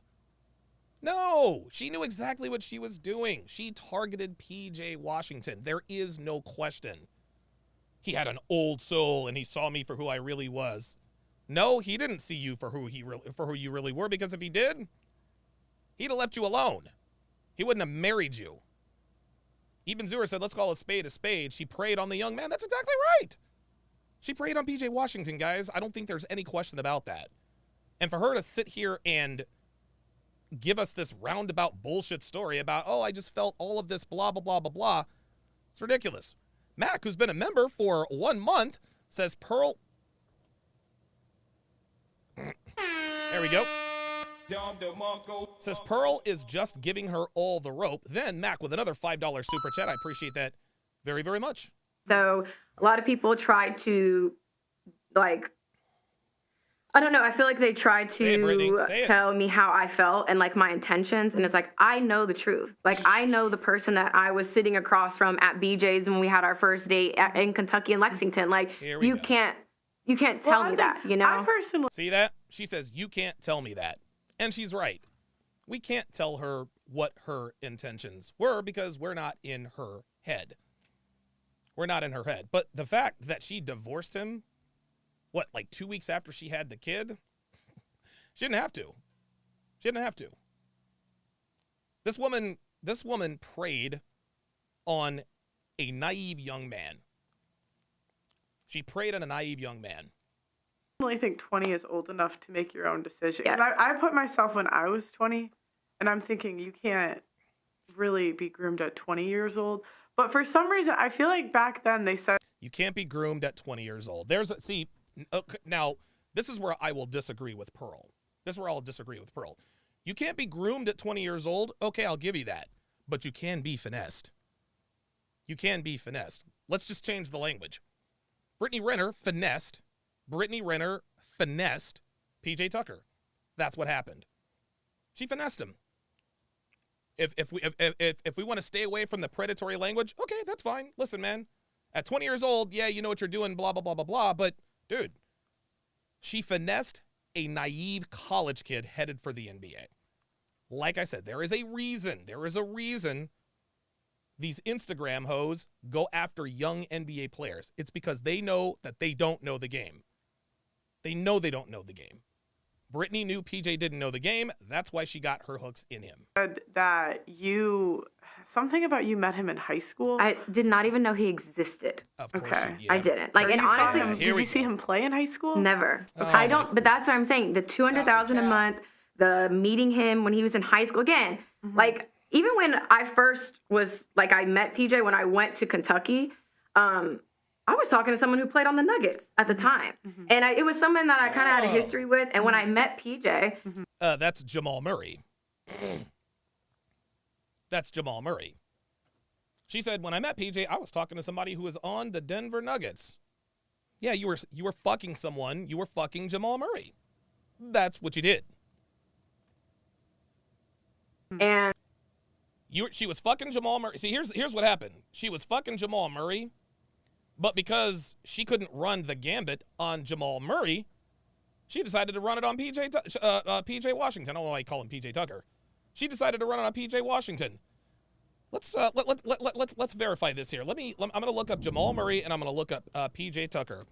Let's see, PJ Tucker. Oh, Jesus, PJ Washington. PJ Washington is now 24 years old. Okay, let's look up Jamal Murray.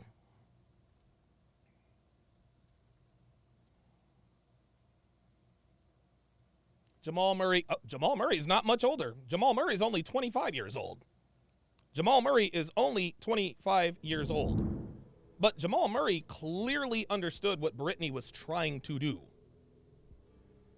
He understood what she was trying to do.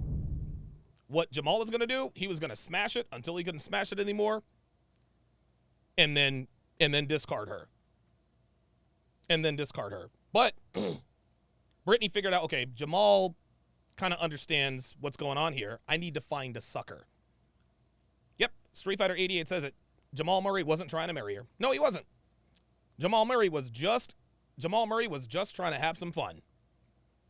So Brittany decided to play the long game and targeted a younger player who was not yet in the NBA.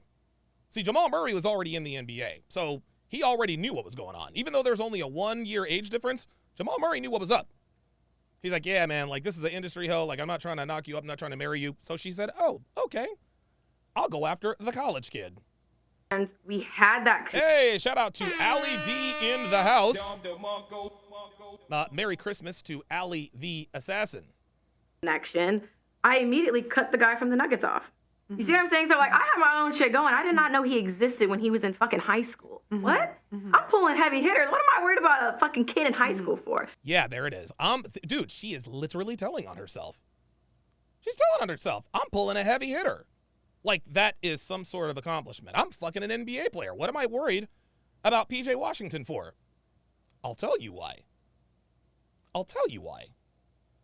Because the heavy hitter that you are fucking knew that she belongs to the streets. And when he made it clear through his words and or his actions, either directly or indirectly, she decided to hit the eject button and look for another sucker. That's why she cut it off with Jamal Murray. But that's where people just make up their own shit. So it's like, well, I can't really... You guys are going to say what the fuck you want to say. All I can do is sit here and tell you the truth, you know? Tell you the truth. So 20, you guys start talking. When did you get pregnant? I got pregnant. And you were with him for how long? Were you guys dating or were you, like, linking? No, we were exclusive when I got pregnant. Okay. So we talked from February 2019 to February 2020. Now, I don't know what he was doing, who he was doing it with, whatever. But we started dating February 2020. I left California April of 2020, and I moved in with him. I had my own place, but I was staying in his apartment. We were basically kind of living together already. He asked me to move in with him in the summertime. I got pregnant August 2020. So we had been a year and a half at least familiar with one another, but exclusive probably those 6-8 months. 6 to 8 months. Yeah. And did you say, was the child planned? Yeah. I mean, my son is Paul Jermaine Washington III. Oh, that's funny. Was this child planned? Absolutely. You better believe he was planned. Whoa, she didn't hesitate there. Was this son planned? Oh, this is funny. I hope Pearl's follow-up question is, was this planned by the both of you? Listen how quickly she said, oh yeah, listen. His apartment, we were basically kind of living together already. He asked me to move in with him in the summertime. I got pregnant August 2020. Listen. So we had been a year and a half at least familiar with one another, but exclusive probably those 6-8 months. 6 to 8 months. Yeah. And did you say, was the child planned? Yeah. I mean, my son is Paul Jermaine Washington III. Okay. Like, So he has his father's you guys name. sat down and said, I want to have a kid. Yes. And I was on birth control for 10 years because I never wanted to Jesus Christ. go through an abortion. I was on birth control for 10 years. Here you go. There you go. She just gave up the game. I was on birth control for 10 years, but as soon as I found a dude who is willing to put a baby in me, that's when I came off birth control. I mean, it is incredible. She is literally telling us what her plan was. Heads Up Fiction with the $7 Canadian says Pearl is quickly becoming a master of her craft. She is playing this woman like a fiddle. Love your stuff, Donovan. You inspire me to man up in life. Thank you. I appreciate that, and thank you for the support. Yeah. Yep. She said that the pregnancy was planned. She says that and Pearl asked her the right question. So did you two sit down and talk about it? Yep, sure did. Yep, we planned to have a kid. So either way, listen, she either talked PJ Washington into having a kid because he's naive, or she got off birth control without his knowledge and got knocked up. That was just me personally. I'm like, well, if I can prevent it, and I'd rather be safe. And again, like, I'm hot, I'm popping, I got shit going on. I'm definitely not trying to have anybody's child, right? So I got off birth control, and there was a conversation, got off birth control, I got pregnant. So it was. There was a conversation with who? Conversation with who? Conversation with PJ? Or your obstetrician? It wasn't some, oops, I came in you and you got pregnant. Like, no, it was, I want a family. I want a child. We're going to get married. Has PJ ever done, like, interviews on this? No. At all? No. I'm just curious. Would he say the same thing? Yeah. Ooh. Okay. I mean, the truth is the truth. You know? I mean, there's some things, like, again, we can share perspective. Right. But the facts of the matter are, he was planned. So that can't even be disputed. You know? Yeah, see, now I know she's lying. Because she keeps saying, I'm telling the truth, this was a fact. And it can't be disputed. Why would it be disputed, Brittany, if it's the truth? Devin says, living for someone for 2 months and go off birth control? Yeah, exactly right. Dre Raven says, planned, more like premeditated. Yeah, this is clearly a lie. This is clearly a lie.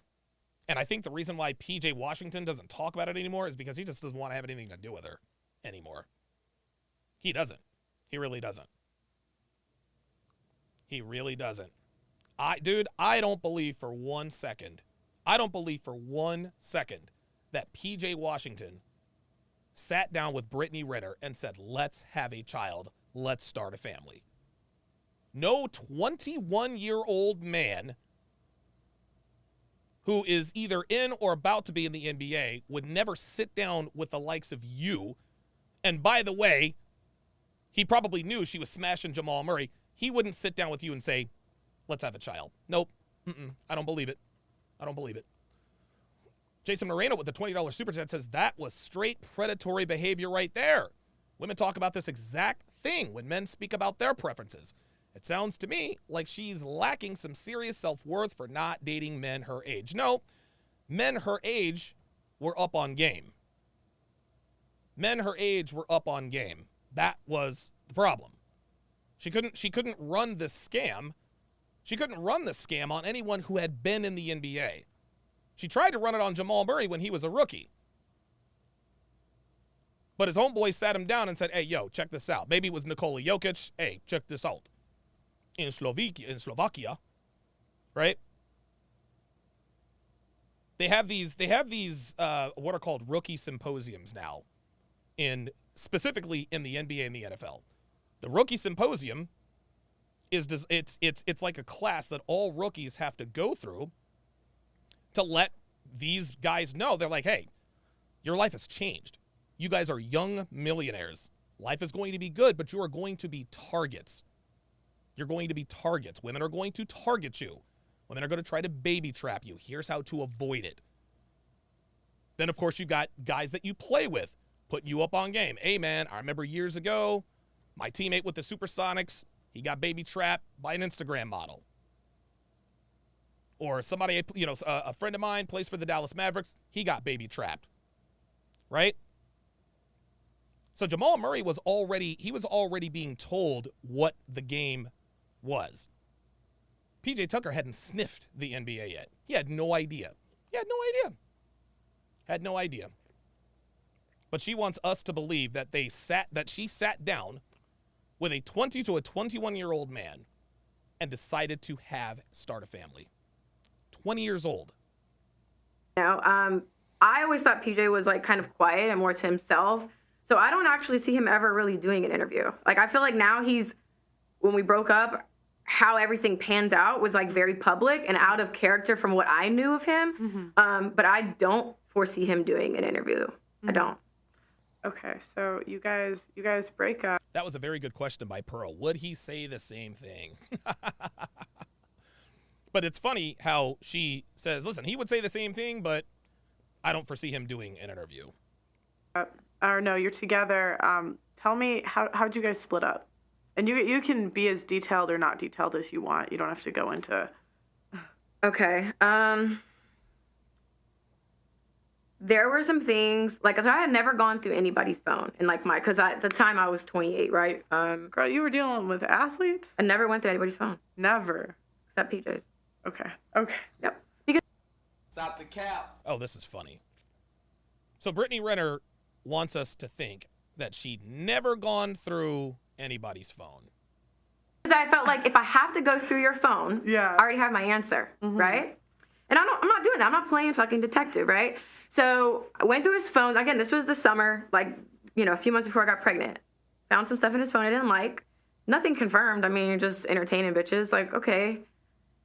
I had never been cheated on that I knew of. Wait a minute. Let me get this straight. She said this was a few months before the summer. So I think maybe there's some timetable confusion because it sounds to me like she discovered this before she moved in with him. But I don't know. I guess we'll see. Jen Redacted, welcome to Chat Privileges. At Jen Redacted to welcome him to the TSR family. If you would, Jen Redacted, put your age and location in the chat. Right? And shout out to Nick Foles. Shout out to Nick Foles. We call him Saint Nick here in these parts. The Colts have benched Matt Ryan, and Nick Foles will start for the Colts for the remainder of the season. Oops. And I found out stuff that, like, he had sex with someone in the beginning of our relationship. But this is in March. You slept with this girl. I found out July. I'd already moved my whole life. I'm already here. Okay, well, you moved from LA? Yeah, because I moved from Woodland Hills. I had a condo in Woodland Hills, and I moved all my whole life to Charlotte, North Carolina to be with him, right? Okay. Oh, so by then he was already drafted. So I found out some stuff. I'm like, okay, you fucked this girl in March. All right. I love you, and I know what you've seen growing up. I've never forgiven anyone because I've never caught anyone cheating on me, but, like, I understand your family dynamic, so I choose to understand and to forgive you. Translation. I couldn't break up with you or divorce you because I hadn't gotten the bag yet. She discovered that PJ was cheating before she got pregnant.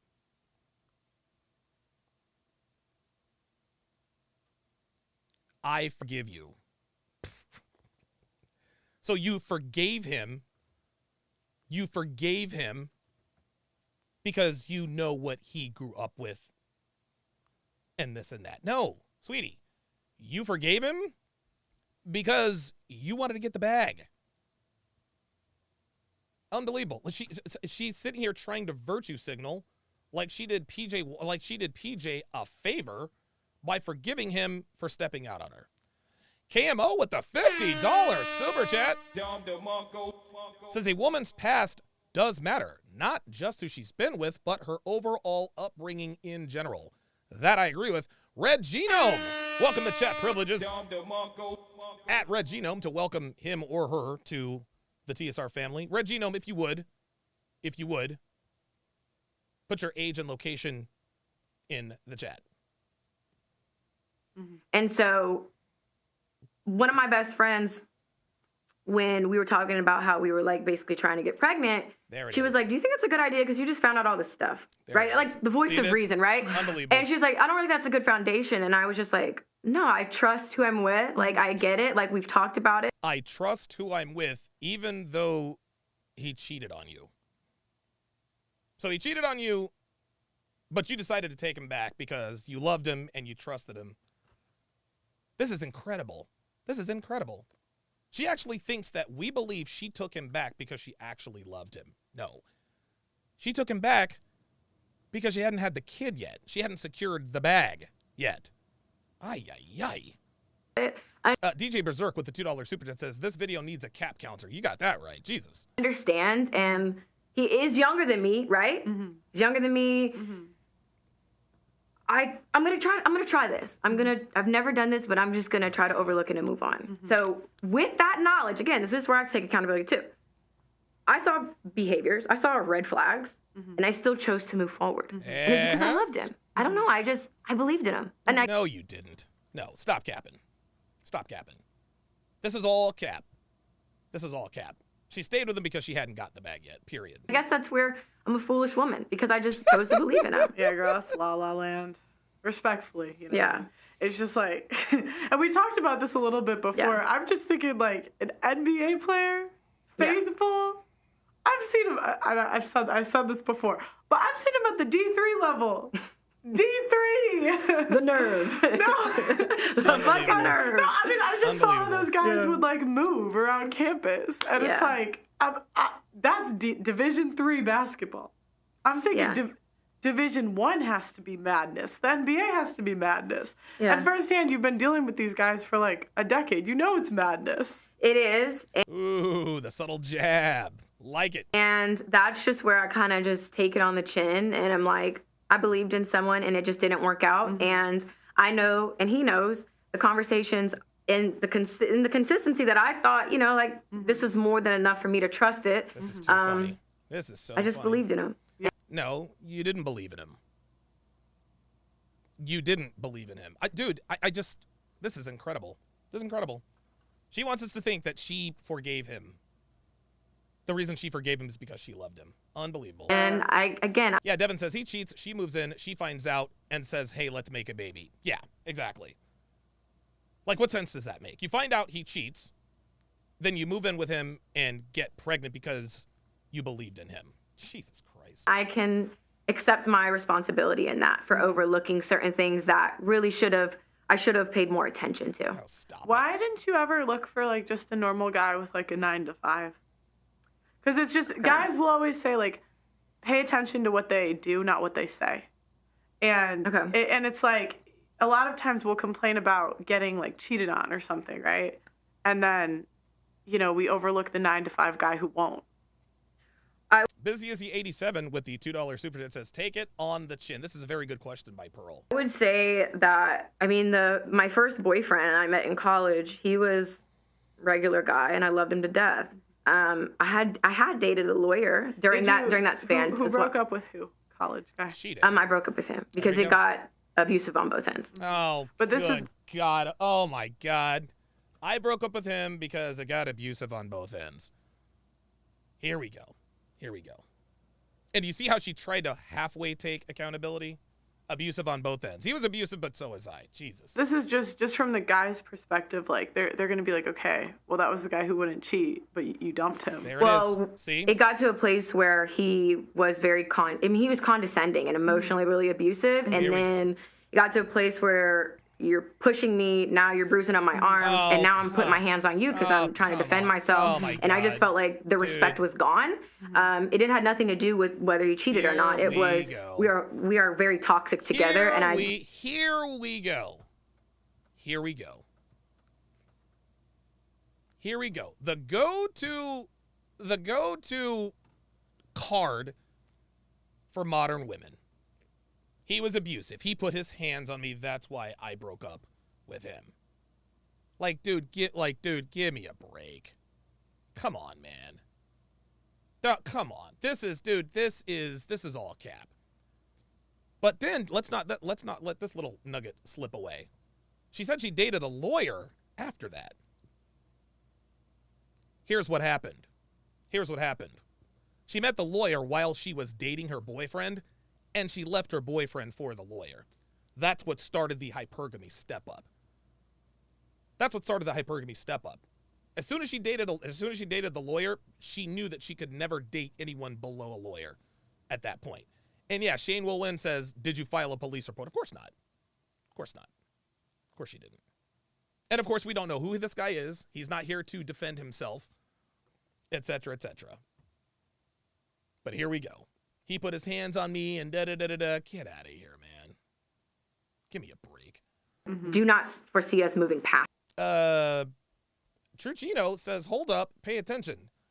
Didn't she talk about how NBA players are stupid because they have sex with girls raw? So, by proxy, you already knew what the fuck was up. Yeah, exactly. She was on birth control. She got off of it without his knowledge and had a kid. Past this. Like, I feel like once, this is me, once that respect is lost for whatever reason, and then now y'all putting your hands on each other, it has to end because there's only one way it's going to end. It only gets progressively worse. In my opinion, in my experience, I'm not trying to find out either. You're putting your hands on me, doing all that other stuff. I don't want to see what you're capable of. Did you file This is all up. Here we go. a police report at all or no? No. Got her. There it is. Did you file a police report or no? Nope. She didn't. And look at the expression on the face of Brittany Renner. Look at it. You know what that expression says? You fucking bitch. How dare you ask me that question? How dare you ask that question that almost, that most assuredly torpedoes my entire story? How dare you?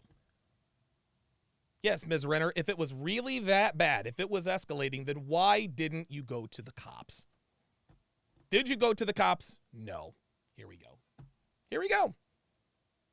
Unbelievable. Of course she didn't go to the cops because it didn't happen. Wrecking Testes with the $2 super chat, interesting handle, says, quote, abusive is a term women use as a scapegoat. Yes, that's exactly right. Look at her. Dude, look at her face. She is positively pissed that she got asked that question. Unbelievable. Drew Fraz, $5 super chat, says Donovan just said earlier when he covered the wild whale on Pearl's show, she wants to completely avoid the question by deflecting to Isuba. Yeah, that's what they do. Yep, that's exactly right. She is pissed. Because, again, it's just... Look at this. She has this is so funny. She has nothing else to say. Listen to this. Listen to her. Watch this. She says no, and she closes her mouth. There's no rhyme, no reason. She's not telling her why she didn't call the cops. She just said no. Watch. For whatever reason, and then now y'all putting your hands on each other, it has to end because there's only one way it's going to end. Funny. It only gets progressively worse. In my opinion, in my experience, I'm not trying to find out either. All of this, see, we all know that this is all cap. And Pearl she microwaves this chick. Putting your hands on me, doing all that other stuff. I don't want to see what you're capable of. Did you file a police report at all or no? No. Okay. Look at that. No. Look how pissed she was. And she didn't say anything after that. Because, again, it's just like a lot of times we'll say these things about guys, but it's the question is, me, if I'm getting punched in the face, I wasn't getting punched in the face. Here we go. See, now Pearl got specific. So now Brittany can deny what it was. So what I think is about to happen here is they're about to start playing chess. Okay? Pearl is going to mention, I'm assuming she's going to start mentioning forms of physical abuse. Well, if I was insert getting XYZ, well, that wasn't the case. Well, and then we're going to keep going back and forth until she finally sharp angles Brittany, and she might have to change the subject. It was more so you were bruising my arms and pushing me down and little stuff like that. And if he would have punched me in the face, that would have also be a different thing. I've never been hit or punched anything ever. So yeah, I feel like it was leading up to being punched in the face. But bruises on my arms to me is a little more than enough. And then you never hit first? I slapped him. Yeah. Okay. Okay, but you would agree that's like mutually abusive. No, that's what I said. Yeah. I said it was. I didn't. I never said it. Oh my God, no! Like No. it got to a place where I'm like, all right, now I'm about to start putting my hands on you too. And that's the thing, like unbelievable, man, unbelievable. Red Genome with the $5 super chat says she's playing victim to dodge accountability and to be owed something. Jason Moreno, member for 31 months, says, no, the fuck you didn't. No, she didn't. She called it little stuff. I think a lot of times you actually do, agree with like a lot of the stuff I say, which is interesting. Really? Why? I was just expecting to disagree with you on like everything when you came. Yeah. On some level, but no, you actually are more based than I thought you were going to be. I like what you talk about. I think that it's foreign to me because, I would say probably a lot of females as well, because I can honestly say, I'll speak for myself because I don't want to speak for everybody, but I never thought about it. I never thought about how men feel. I never thought about, biologically speaking, what makes sense. I never thought about how in marriage, especially if the man makes more, that it's kind of a shitty contract on their end. I know business. That doesn't make sense, unless we're signing prenups, right? So it's just like, since I've been listening to your content and I knew I was going to get on here, I've started to like you a lot more, right? It's easy to just kind of take a clip from you and be like, oh my God, she's this, she's that. I personally like you. Like, your personality is why I got on a 7-hour flight. And I knew that even though I may not agree, and I think that, and not even about agreeing, even though I may not just limit it to just that, like that perspective, I respect it.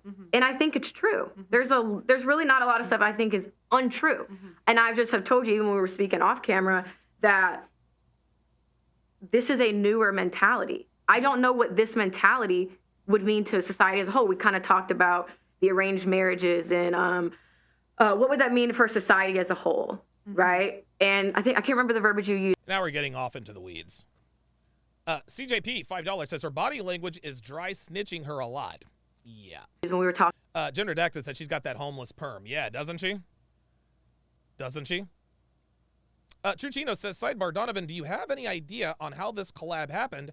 I haven't been in these YouTube streets for a while. Well, in case you haven't been around for a while, Just Pearly Things has blown up, my friend. She is closing in on 830,000 subscribers. She has built a massive following, and the interview you are watching is just one of two she did that week. The other was with one Andrew Tate.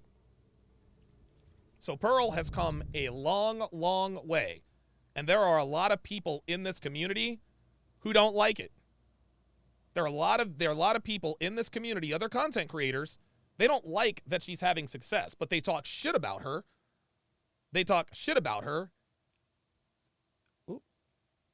They talk shit about her as a ruse or a thinly veiled.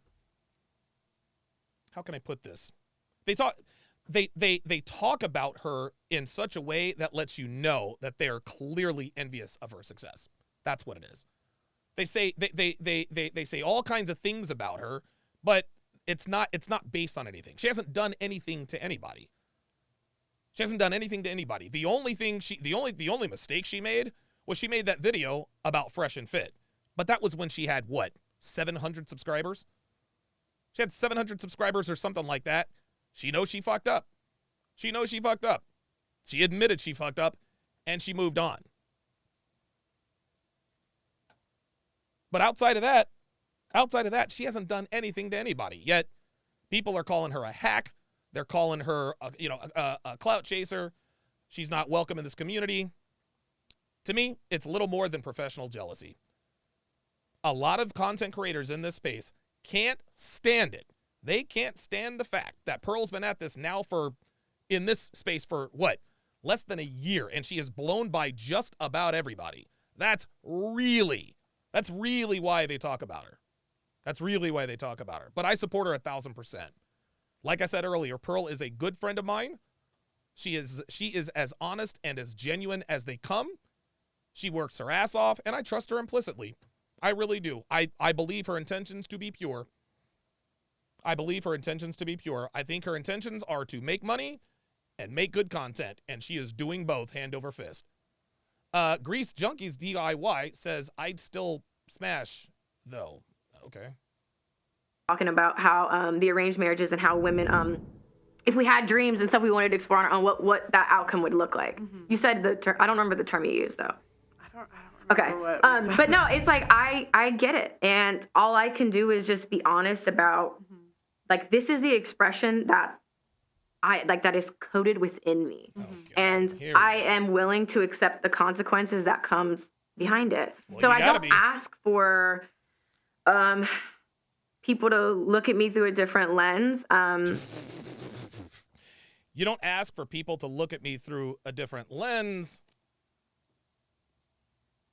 yet you want us to believe that you're misunderstood. You want us to believe that you misrepresented yourself all these years. Got it. I'm just kind of here to be myself and just showcase another perspective. There we go. That's literally what she just did. There is no other perspective. Brittany Renner belongs to the streets. So, I'm thinking, so you do the, looking back, was there anything that you would do differently? There we go. And is there different advice that you would give to a 20-year-old girl that has the same opportunities that you did? Woo! Wow.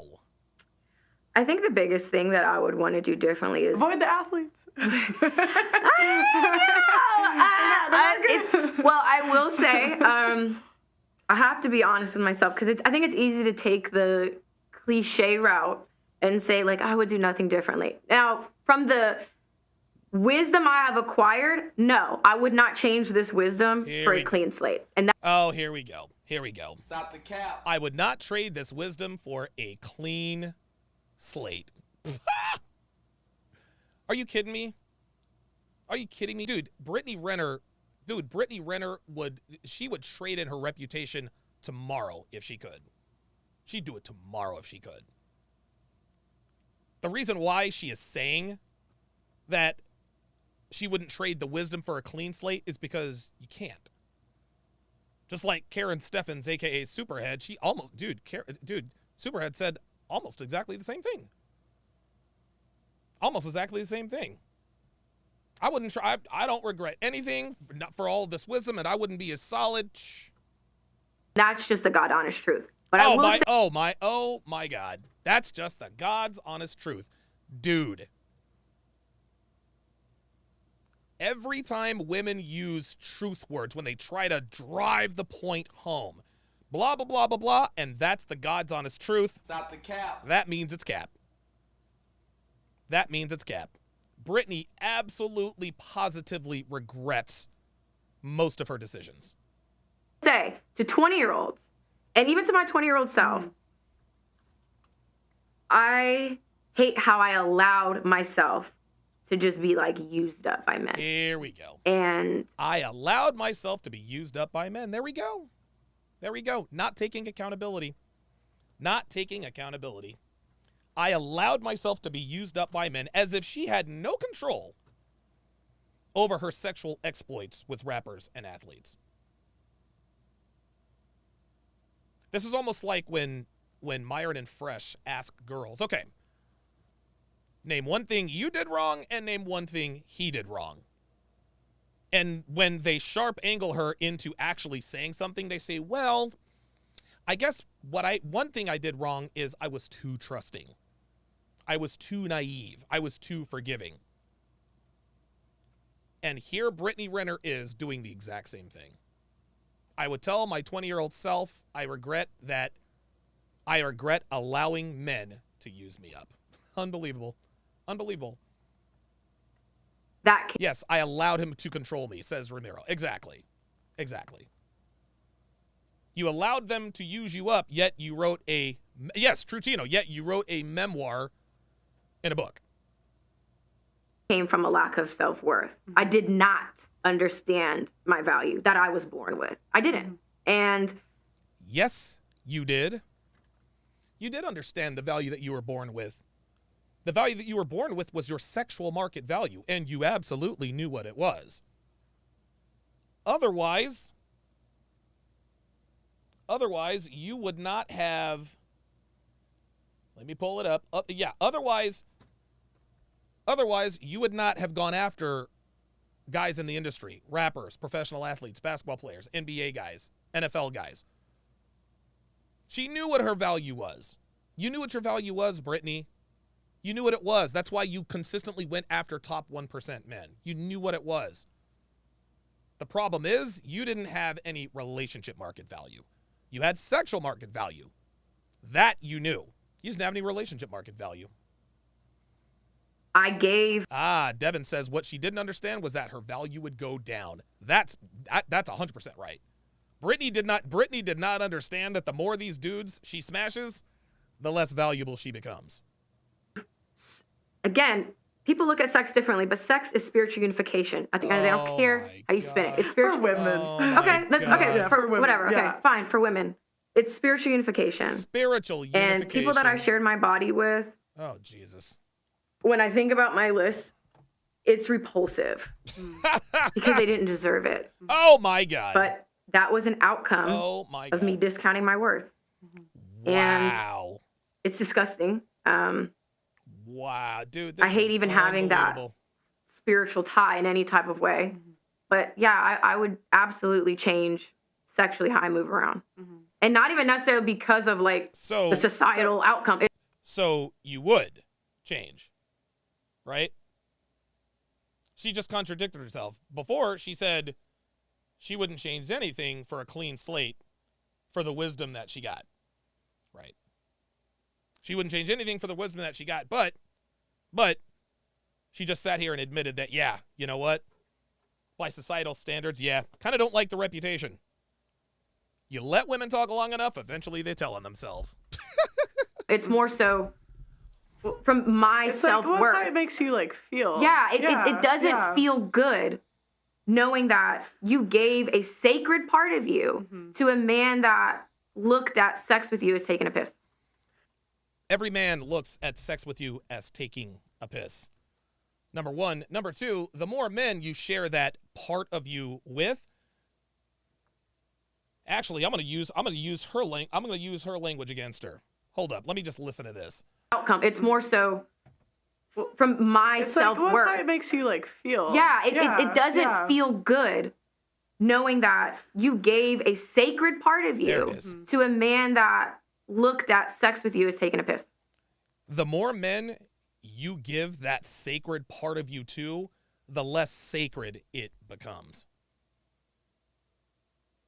And I think Brittany is now understanding that. I think Brittany now clearly understands that. She didn't then. She most certainly does now. Here's the disconnect. She still thinks her peace sleeve is sacred. No, her peace sleeve is probably the opposite of sacred. Her peace sleeve is probably the equivalent of a petri dish at this point. The only time a vagina is sacred is when there is a hymen in it. After the hymen is pierced, it is no longer sacred. It's not fulfilling. It's disgusting to think about. And I Yeah. feel like I've beat myself up every single day for my decisions. And what people say about me online holds no candle to what I've told myself on a daily basis. Like, Stop the cap. Oh, here we go. This is her trying to quell the hate. You guys can say anything about me all you want to, but man, I'm so much harder on myself. No, you're not. No, you're not. I've been called worse by better, and that better being me. Like, I have talked down to myself, and I felt like I was unworthy for a very long time. And I would say this is more of a recent awareness, like in the past year, where I'm like, Brittany, you were always enough. Like, you never had to seek validation outside of you. You never had to look that far. And that's what I would tell myself. I would and try to tell women, you should really think about who you're laying down with. Like, and that is a more traditional view, but it's like, sex is not even worth it if they don't give a fuck about you. They don't care about you. They have no desire to, they don't want to know your favorite color. They don't give a shit. So why do you want them over top of you? This is straight wisdom that Brittany is spitting. This is straight wisdom, man. This is straight wisdom. And, you know, Myron and Fresh always point out the fact that the most reasonable people The most reasonable women on their podcast are always women who are older. And not necessarily in regular years. No, we mean in dick years. In dick years. Selena Powell is what, 26, 27 years old? That's an old soul. Selena Powell is probably about 60 years old in dick years. Brittany Renner, about 65 years old in dick years. So yeah, you better believe she understands what's up now. Mm-hmm. Again, that's come from feeling used up. Mm-hmm. And sometimes that's why the used goods comments, they sting. Because you know what? It's true. There are times I felt like that. Yes, it stings because it's true. I love how she tries to disqualify the used damaged goods with the air quotes as if to imply that it doesn't apply.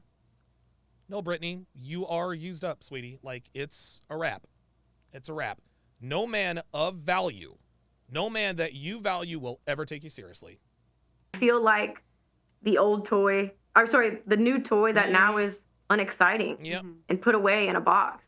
So I just have to accept what I've done and move forward with this awareness and just know that. Hey, man. Hey, there we go. There we go. She's speaking facts. Who knew? Okay. The guy that most likely, I'm not looking for a husband, I'm looking for my husband, and there's a difference. Mm-hmm. That guy. That's therapy talk. I'm not looking for a husband, I'm looking for my husband. That's therapist talk. It's going to be a very small percentage, and I'm okay with that. I'm at peace, and I'm at peace with the things I've done. Mm-hmm. But I will say moving forward, like talking to any girl, to you, and, whoever's listening, it's like, you really should think about why you're doing what you're doing. How about just not be a hoe? And again, girls are on autopilot with the self-destruction, right? But guys, take it from Brittany. Like, dude, she's spitting bars here, y'all. She's spitting bars. This is probably the only time. This is the only time a woman of Brittany's stature and ilk will ever say this on camera. She says that she's at peace with her past. Well, she kind of has to be. But the wisdom that she is spitting, somebody needs to clip that. And give it to a young woman you know. Really think about, why am I attracting that? What part of me is resonating with a guy like that? Your ass, Brittany. Let's start there. If you have all these complaints about him, what's resonating with him? Really analyzing what you're doing. That's what I would suggest. So because in my head, like, why wouldn't you avoid this? If you could go back, you wouldn't avoid the situations. Oh, boy. I thought in the beginning you said. The only thing she wouldn't avoid, the only thing that she does not regret, and I believe this, is having the child with PJ. Women always regret their pasts unless it involves a child. That's it. She loves her son. And, dude, she's got oh, my God, her son is adorable. But that's the only thing she doesn't regret about her past. That, like, you wouldn't change it because of the wisdom you've acquired. Good, But Pearl. to me, it's like, oh my God, if I knew what I know now, like, I probably would have waited till I was married. No, I get that, and I understand that. I think that I have a very influential voice, and I have grown to be a voice for women who have gone through what I've gone through and experienced what I've experienced. And experienced what you experienced? What are you, some kind of a hero for sleeping around? Like, what are we doing?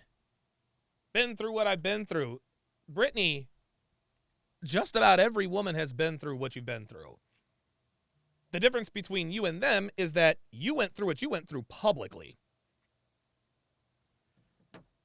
She's acting like she's one of one. Like she's this unique anomaly. No, man. Dude, Instagram hoes have been smashing NBA guys for years. Dude, everyday girls walking around here have been through what you've been through. Get out of here. Although, I can't speak for the majority because my situation still isn't even here we go. Average, right? See? What did I just tell you? No, your situation is not average. But just because your situation is not average doesn't mean it doesn't apply. There's no difference between what Brittany Renner did with all of those dudes and Brittany Smith on Main Street does with everybody else. The adverse side effects are the same. The only real difference is that everybody knows you're a hoe. That's where Brittany Renner fucked up. Is she went public with all this stuff. When you are hoeing around in public, dude, everybody knows. Everybody knows. If a guy meets Brittany Renner, they're going to know who she is and what she's done. Same with porn stars.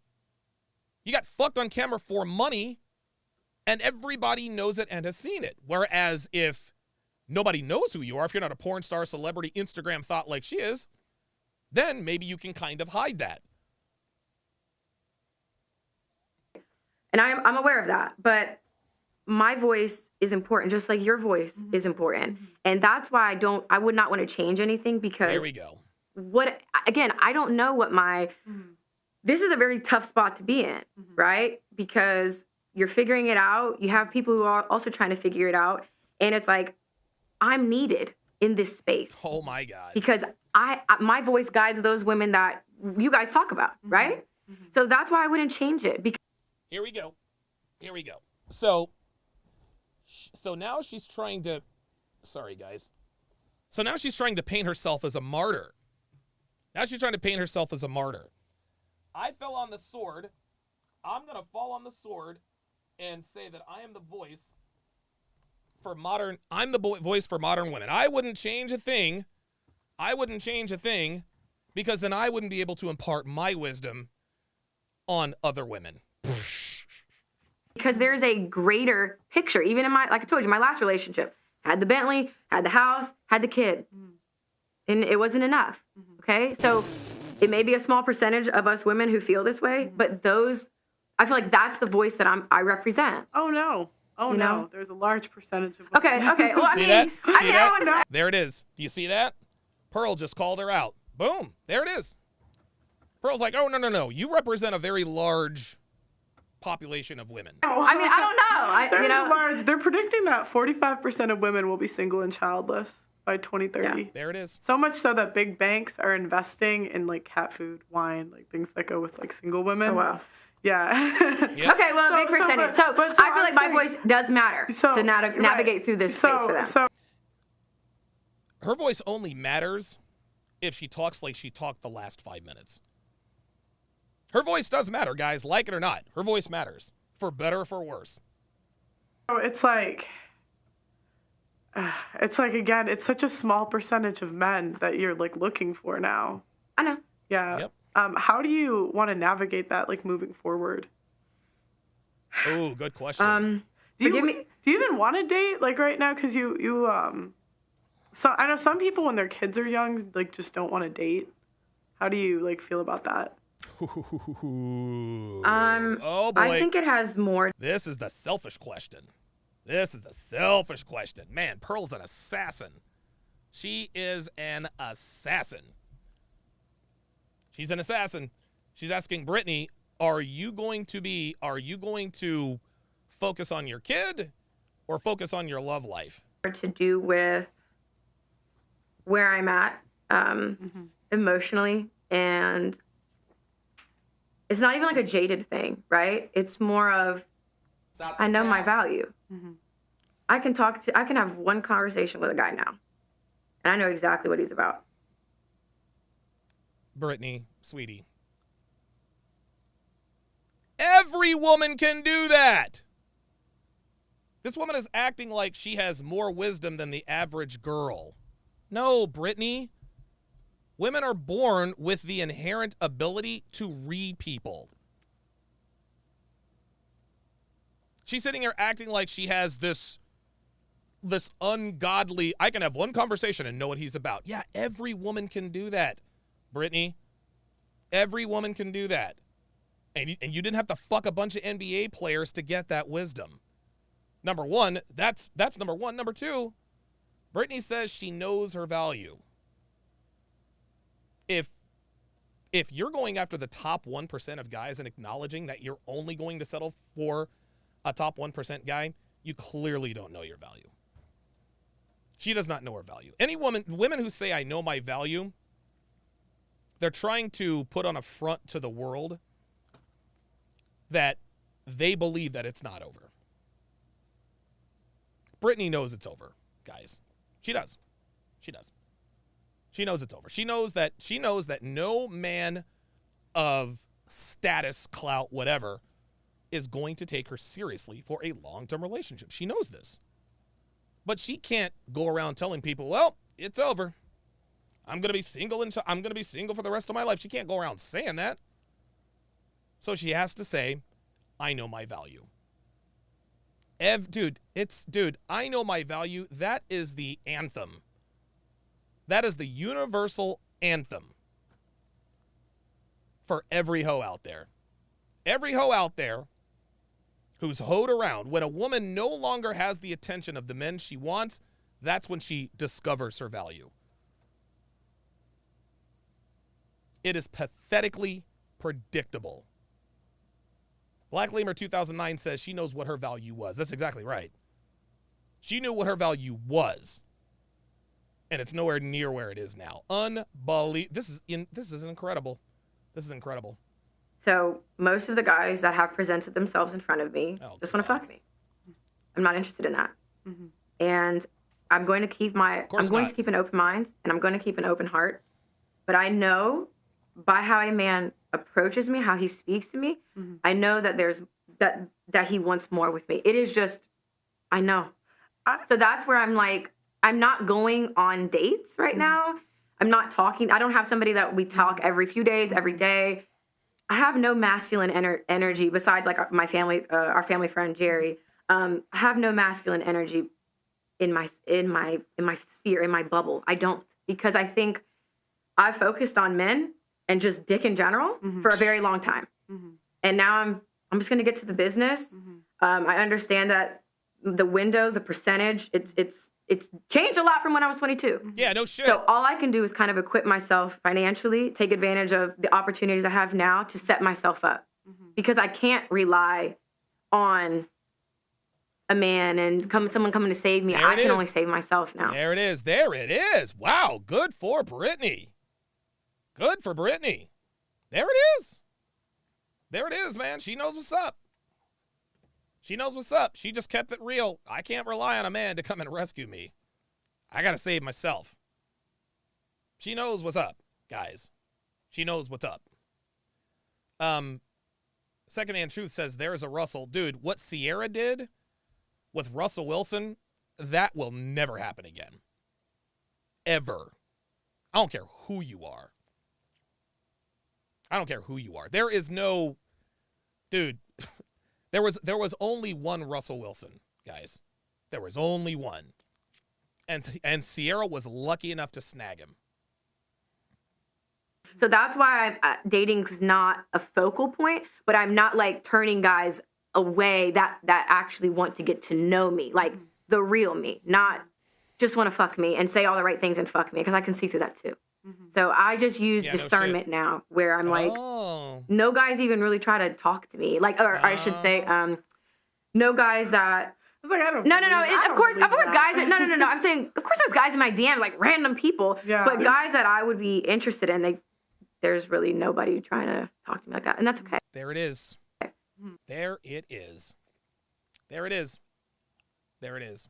So what Pearl just said was what a lot of people say. Well, there's going to be somebody to save her. Somebody's going to come out of the woodworks and save her.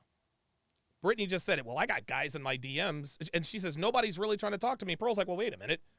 I'm sure guys try to holler. And she's like, yeah, but these are just random guys in my DM. Translation, these are average guys. These are not the top 1%ers. But the 1%ers that I want, they're not really talking to me. Like, that is incredible. That is incredibly transparent. That's incredibly transparent and true. At least she acknowledged it. That's fine. Would you date a guy that's a normal 9 to... Okay. Nope. Would you date a guy makes $40,000 per year? No. And he's not hot. He's just like, all right. Average guy. No, she wouldn't. Just say average guy? He has a little beer. He's like skinny, little beer belly. Oh, God, of course not. No. I take care of myself. I'm in the gym 4 to 5 times a week. And at whatever his salary is, to me, I feel like I still want to be attracted to the person that I'm with. And $45,000, well, you could be in the gym. A gym membership's $20 a month. So if again, I had a kid a year and a half ago, and I look damn good. So it's like, I would want someone who takes care of their body. So the beer belly is kind of where you lost it. Okay, it wasn't even really the money thing. It was like the attractive. Stop the cap. Oh, here we go. Here we go. Now Pearl is going to start to, this is kind of this is one of those would you rather, or how much would it take to. Here we go. It's like dead in the face, but jacked. 40,000 a year. No, I will. It's that 40,000 a year. That's the sticking point. That's the sticking point. Pearl should go to, okay, what if he was hot? $40,000 a year. Like what I'm looking at. And then, like, especially too, as they get older, like, I like the salt and pepper. Like, they get sexier. Like, I don't want to date someone that I'm not attracted to. Would you date someone like 20, 30 years older? 30 years older. She's 33, 63. He's salt and pepper and fine? He's got Probably. He's okay.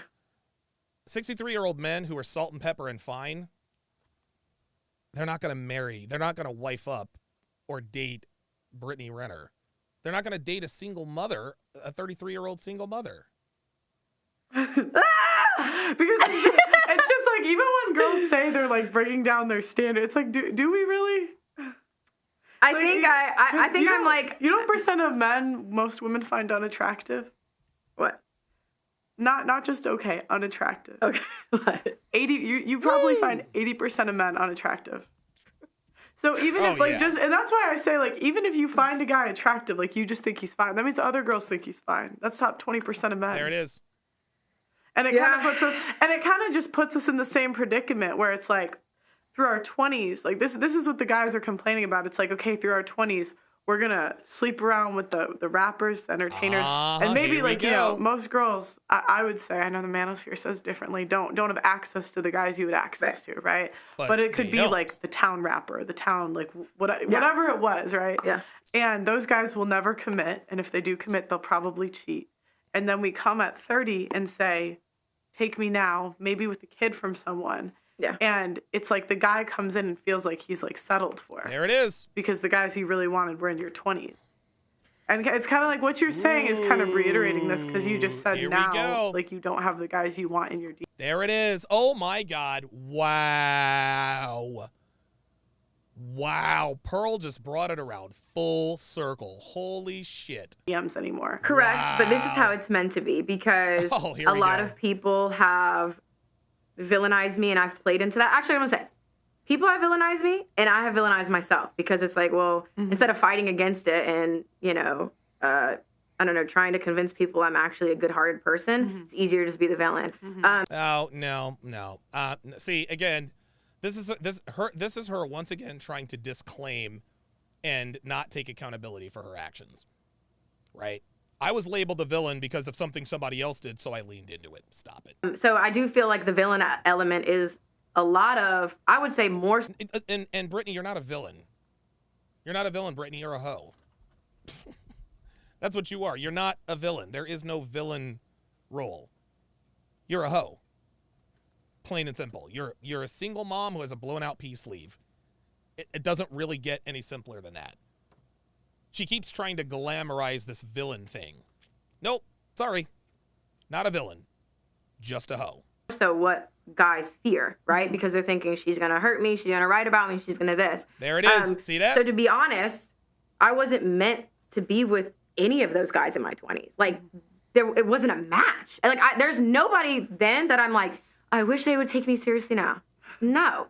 Like, I like them. Oh my God. Did this woman really? Oh my goodness. This is all cap. I would say more so what guys fear, right? Because they're thinking she's going to hurt me, she's going to write about me, she's going to this. So to be honest, I wasn't meant to be with any of those guys in my 20s. Like, she wasn't meant to be with any of those guys in your 20s. Yet, you banged them all. Wasn't a match. Like, there's nobody then that I'm like, I wish they would take me seriously now. No. Like, Stop the cap. I wish they would take me seriously now. Listen to her. Listen to her capping hard. about wishing to be taken seriously. Ay, ay, ay, ay, ay. I like them the same reason they like me. I'm trophy pussy to them, and they're basically trophy dick to me. We both got what we wanted. I mean, essentially, we wanted to have sex. That worked. Sweetheart, there's no such thing as trophy dick. Oh, boy. Oh, wow. Wow. This is so funny. So she's trying to, now this is where she's trying to equate. She's trying to make female promiscuity the same as male promiscuity. There's no such thing as trophy dick, sweetie. There's no such thing as trophy dick. There's only trophy pussy. Trophy pussy, you know as trophy pussy? Derek Jeter. All throughout Derek Jeter's career, he banged nothing but the top shelf hoes. All of them. Actresses, singers, banged them all. That's a trophy case. But when we look at your dating history, we don't say, wow, Brittany Renner did well for her. She banged Trey Songz and Drake. No. There is no trophy dick, sweetie. There is no trophy dick. You don't get trophy dick. It can't be trophy dick if it's easy to get. Hi, hi, hi. I mean, yeah, you have sex and you maybe want to start being in a relationship, but I didn't fucking know them like that. There's a lot of guys I didn't really know on that level to even, it makes sense. So it's not even like you were saying, I'm trying to think of the sentence you said before we started this conversation though, this topic. So it's not even that I'm like, oh, I wish I had those options. It's just more so like, that shit was shallow anyways. Oh, this is funny. Oh, this is so funny. I don't want those guys anymore. So she's not saying I wish I had those options. That shit was shallow anyway. Wow. So those options that you had are the options that you want now. Brittany is trying to tell us that she doesn't want the same options that she had in her 20s, now in her 30s. Everything was shallow about it. Oh, God. Like, you didn't really want to get to know me for me. Yeah, but that's like the woman's point of view. You know what I mean? There you go. They didn't want to get, if they wanted to get to know me for me, it'd have been a little different. Right. No. Here's the, If they wanted to get to know you for you, you know what would have happened? Yeah, you'd have gotten in a relationship with him and then brand swung from athlete to athlete to rapper to rapper. She's trying to tell us that if she knew then what she knew now, she wouldn't have been a hoe in her 20s. No, she would absolutely have been a hoe.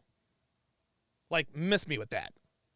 No, but I'm saying, like, from the men's point of view, it's going to be, and this is just, again, what the guys are saying. Yeah. But it's like, yeah, you made all those, like, you let all those guys hit for free, and now I got to do all this. Woo! Well, it's not even, I don't even look at. Wow, dude, Pearl is, that body work she put in the first few rounds, now she's starting to go upstairs. Brittany caught a few of those body shots. Now her hands are dropping a little bit because she's trying to protect those ribs, trying to protect that kidney, trying to protect them from those body shots, right? Now Pearl's like, okay, the body work is complete. Now I'm going to go upstairs. Now I'm going to start landing shots because the hands are a little bit lower in case she wants to throw a body blow. Wow. At it as, well, you did it for free because I'm not a prostitute. Like, and I'm not a glorified escort. Right, either. and that might not be how you look at it, okay. but this is crazy to me. No, it's crazy to you, Brittany, but that's what it is. And when Pearl says you let the guys hit for free, what she means is you let the guys fuck you with little investment. That's what she means. You let these guys, and again, it is incredible that when women's value is the highest, they give the pussy up for the least. When a woman's value is the highest, she gives up the butt for the least. She doesn't require nearly as much. Only when a woman has been ran through and her worth is in the gutter, now she demands men to get to know me, to get to know who I am. Do you guys see this happen? This is happening in real time. Brittany Renner is literally verifying everything we talk about here in the Sphere. When she was in her 20s, she let guys fuck her just because. She had all the value in the world. When her value was the highest, she sacrificed it she got the least in return. Let me say that again. When her value was the highest, she got the least in return. Now that her value is at its lowest point, now she requires more upfront. Wow. Darius Horton, $5 super chat, says she wouldn't go back to them because she knows she can't go hoe around and gain more clout. Well, possibly. But if she would get back with any of these guys tomorrow if she could. If Jamal Murray called her up tomorrow, she would get with him. 100%. If Chris Brown, Lil Uzi Vert, Drake, if any of these dudes were to say, hey, look, I want to get to know you better, I want to be in a relationship, dude, Brittany Renner would be on the plane tonight. She'd be on the plane tonight. But now she's sitting here trying to convince us that she no longer wants the option she once had because that shit was shallow. Fuck out of here. This is just this is how men see it. It's like, okay, blessing. Producer. You took your girl on dates, right? Yeah.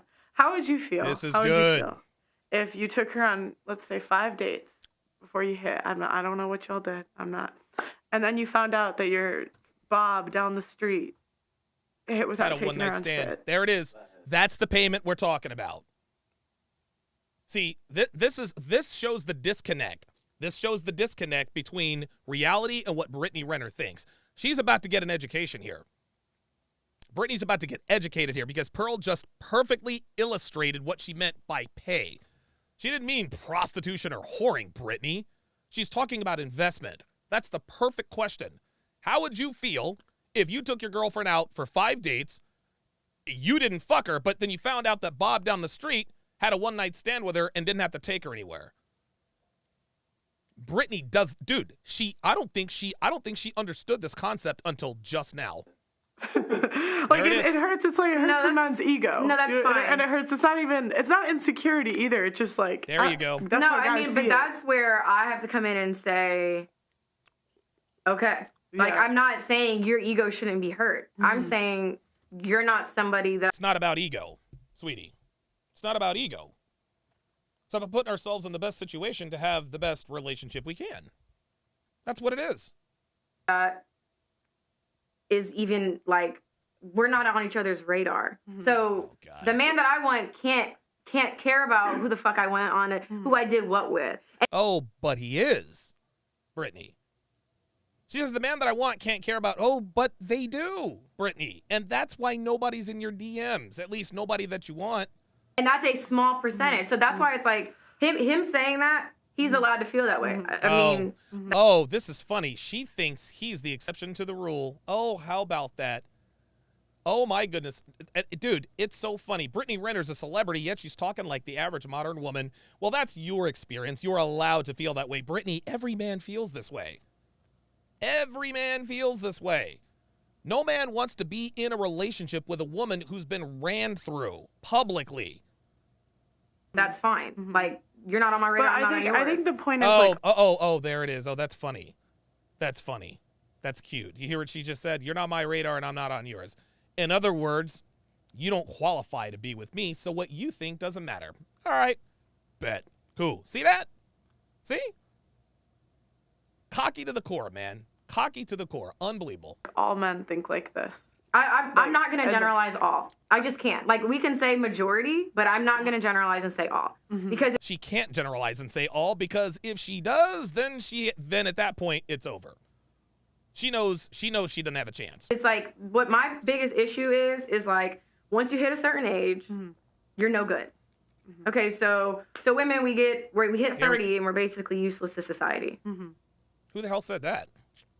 Who said that?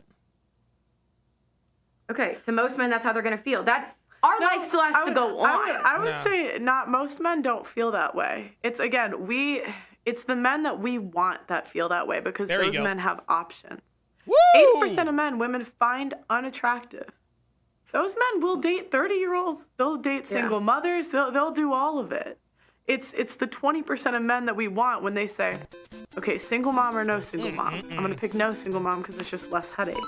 if I could pick a 22-year-old or a 32-year-old, I'm going to pick a 22-year-old. It's not to say nobody gets through, but just like on a balance of probabilities. No, that's fine. I just think I think the men sometimes get frustrated with us because they feel like we've been sold this fairy tale that's just not real, and these men are not real. Like to them, and that's where they come in and say like women are delusional for like wanting these things. Pearl is a superstar. She's a superstar. Y'all, she's a superstar. Think she's not knowledgeable enough now? Huh?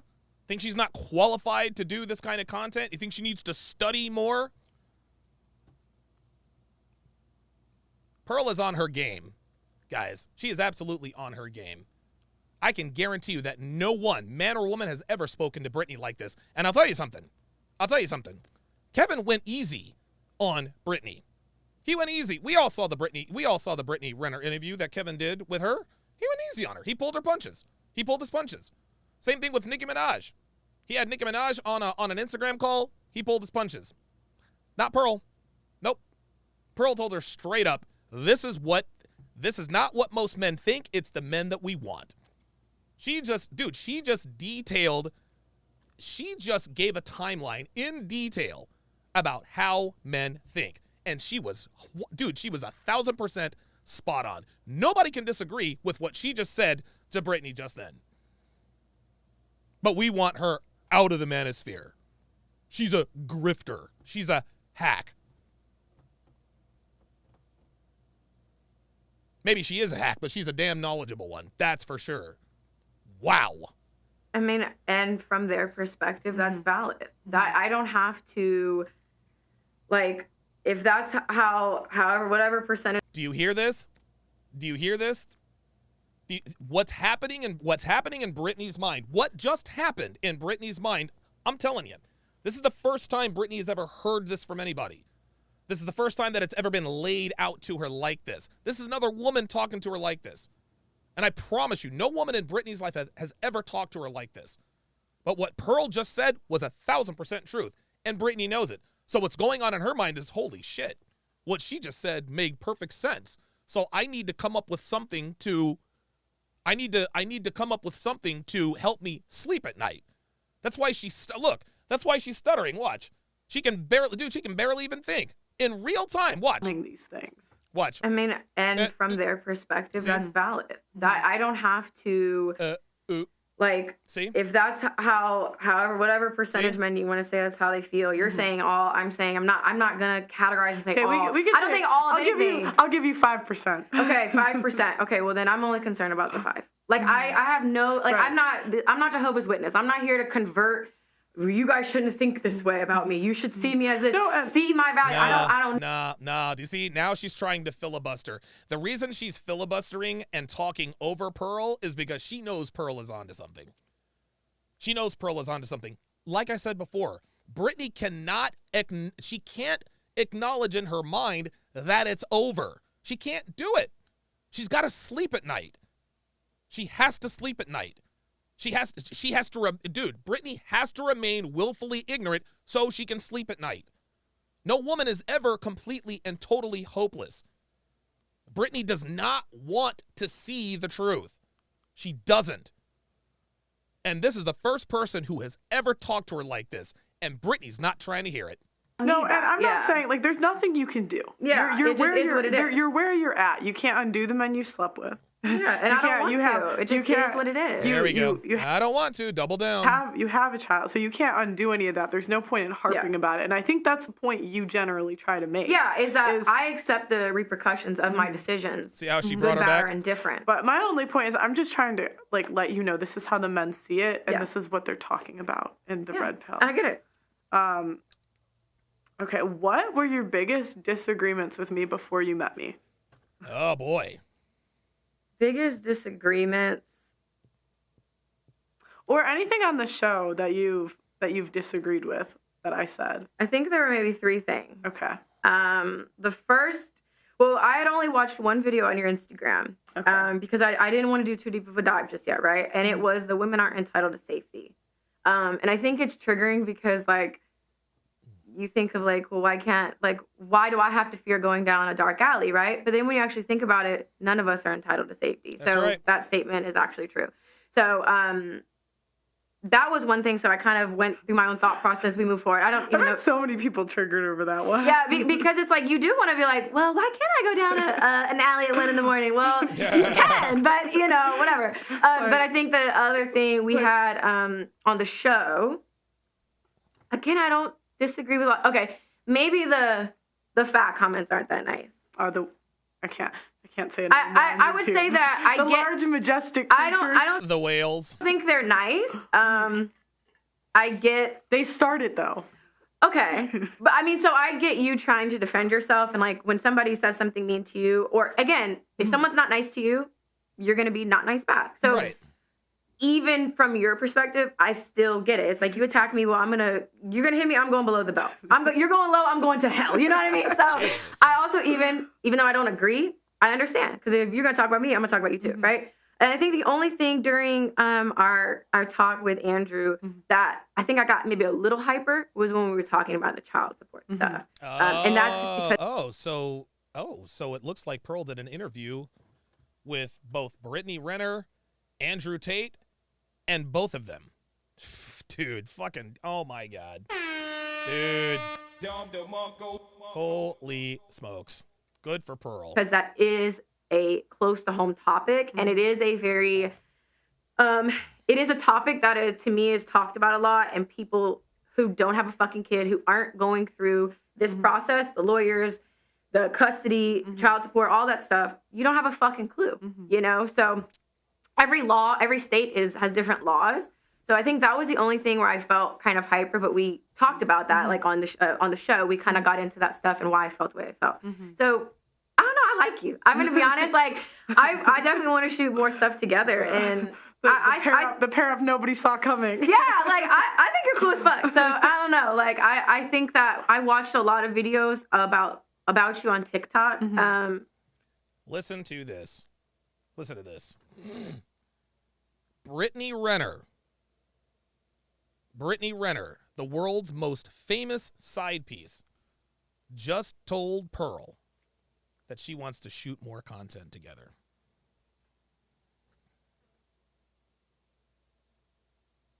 How does that not help the manosphere, guys? How does that not bring more eyeballs to the red pill community? How does that make Pearl bad for the manosphere?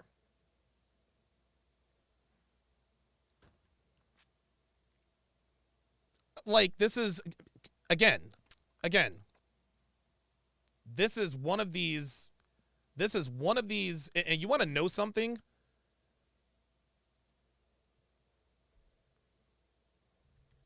Hang on a second.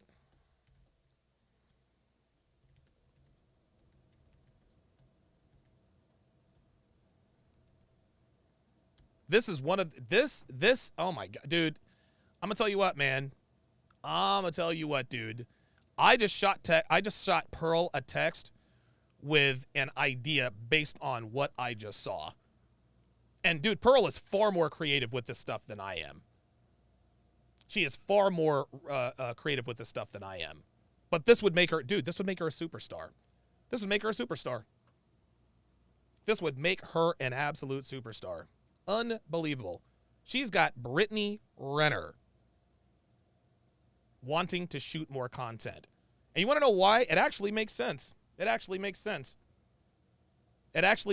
for her to do this. And the reason why it makes sense is because the red pill community, this is the community that is the hardest on Brittany. It's the community that is the hardest on Brittany. Brittany has almost there's no way she is going to ever fully rehabilitate her image. She's not going to. She'll never fully rehabilitate her image. However, if she wants to make at least a dent in it, a regular collaboration with Pearl would probably do the trick. No, this doesn't mean that the top 1%ers are going to want to wife her up. But wouldn't it be something to see Brittany Renner red-pilled right before our very eyes. Dude, you talk about content gold. This is content gold, guys. This is incredible. It makes sense for the both of them. Just like she said, the pair that no one saw coming. Who better to be your co-host on a regular basis than someone who is quite literally the opposite of who you are, who's a goddamn celebrity. Good for Pearl, man. Good for Pearl. Like I said, man, there are a lot of red pill content creators who hate on Pearl and call her all kinds of names and this and that and the other. You know who you are. You guys aren't fooling me. You guys aren't fooling me. This is professional jealousy. This is professional jealousy. People were very, like, ugly to you. Mm-hmm. And I don't think they really see your personality. And they don't understand that there is a voice. Every voice is very important, right? Everybody. No, not every voice is very important. Everybody's voice. It doesn't matter what shitty you think their content is. You think they're this. Their perspective is valid, and they are representing a group of people. So you can't, if you care about feelings and you care about truth, then you wouldn't try to downplay other people's perception. Like Red Genome, hope I'm pronouncing that correctly. $2 super chat says Brittany can't punch her way out of this corner. No, she can't. It's valid, and there's a lot of things too that we talk about, that you talk about with the marriage and the contracts and disadvantages and biological things. Those are things that just cannot be argued. Like. Wow. Listen to this. Listen to what's happening. Listen to what's happening. Brittany Renner is sitting here acknowledging red pill truth. She says these are things that cannot be argued. Could you ever think that Brittany Renner, the world's side chick, would sit here and say at this point that there are certain elements about red pill content that cannot be argued?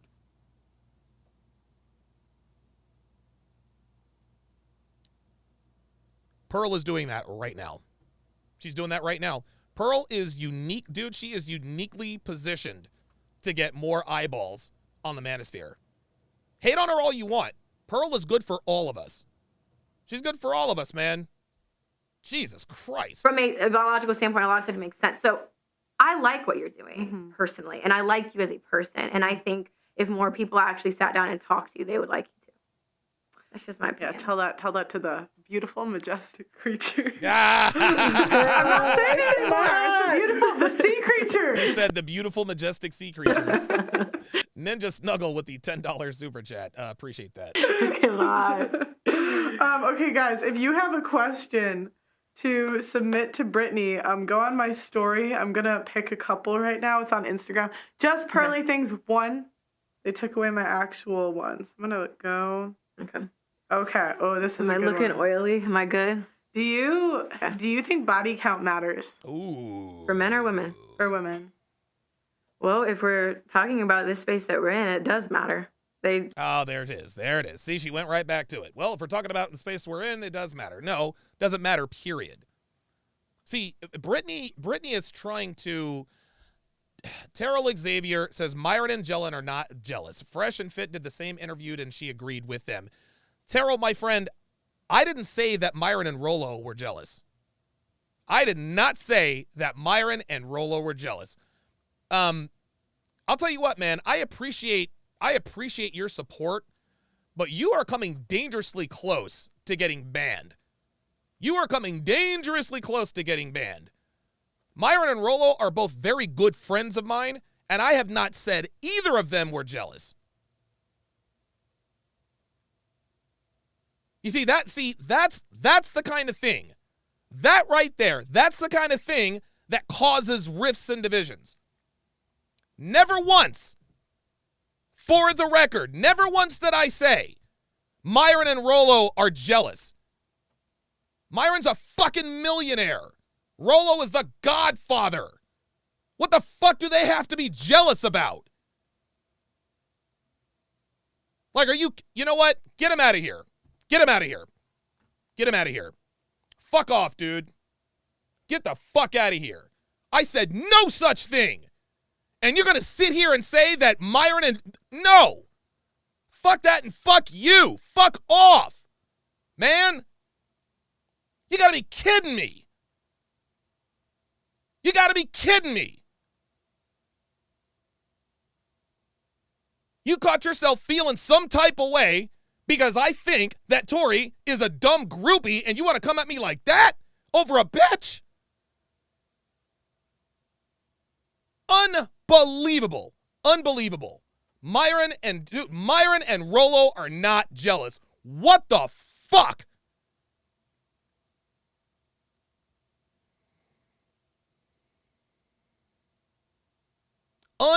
Unreal. Unreal.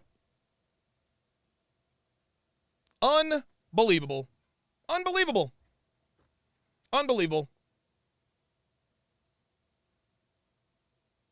This dude, oh my God.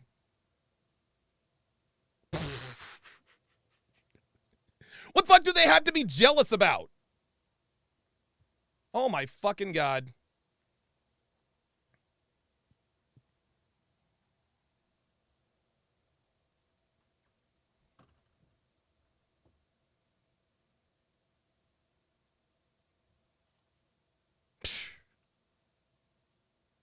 Jesus fucking Christ. This guy thinks that Tori is some mental Svengali because she rode Rollo's coattails and managed to land an interview with Michael Certain. No, fuck Tori and fuck you, man. Tori is a groupie, nothing more. She offers nothing to anybody. And yes, Rollo knows exactly how I feel about her. Dude, unbelievable. You got to be kidding me with this. This dude had the gall to say Myron and Rollo are not jealous. These fucking people, man. These fucking people, dude. This dude went back and forth with me for 15 fucking minutes about a groupie. You went back and forth with me trying to explain to me the scholastic qualifications of a groupie. Seriously. Fucking hell, man. Dude, I'm gonna tell you what, man. Guys like that, that's the problem in this community. Next thing you know, he's like, oh, well, Rollo, he's in Rollo said, Donovan said you were jealous of Pearl. He's in my, thank God, Myron and Rollo are red pill aware. Fucking hell, dude. Come on. Myron and Rollo are not the only red pill content creators, fam. There are a shitload of red pill content creators who are jealous of Pearl. They would not say as much because they don't want to admit that, but that's what it is. This is the red pill content creator with 5,000 subscribers who makes shit content and wonders why he got passed up by Pearl. Those are the guys I'm talking about. Fuck, dude. No, he wouldn't leave it the fuck alone. Tori speaks on a level that Pearl will never reach. Really? Pearl just texted me that she's doing the wife school thing with Brittany Renner and possibly Andrew Tate. Oh, yeah, but Tori's on another level, right? Got it. Yeah. Totally.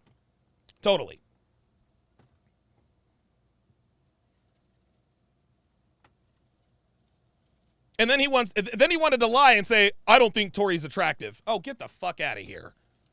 If you don't think Tori's attractive, what the fuck are you watching her for? It's damn sure not for her content. It's damn sure not to listen to her talk. Like, seriously.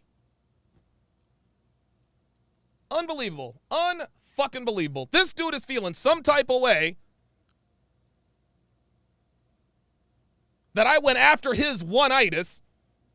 And so every once in a while, a jab, a jab, a jab. Then this motherfucker's going to come out and say, Myron and Rollo aren't jealous. I never, ever said that. Get the fuck out of here with that. Cigar Man 85 says Tori is a yacht hopper. Facts. Facts. You don't think Tori has rich guys who fly her to places? Man. Fuck out of here, dude. Fuck out of here. This dude came in. Dude, you came in here and caped up for a red pill groupie. You came in here and caped up for a red pill groupie and got so in your fucking feelings, you came in here and tried to sabotage my shit. Myron and Rollo are not jealous. Unbelievable. Unbelievable.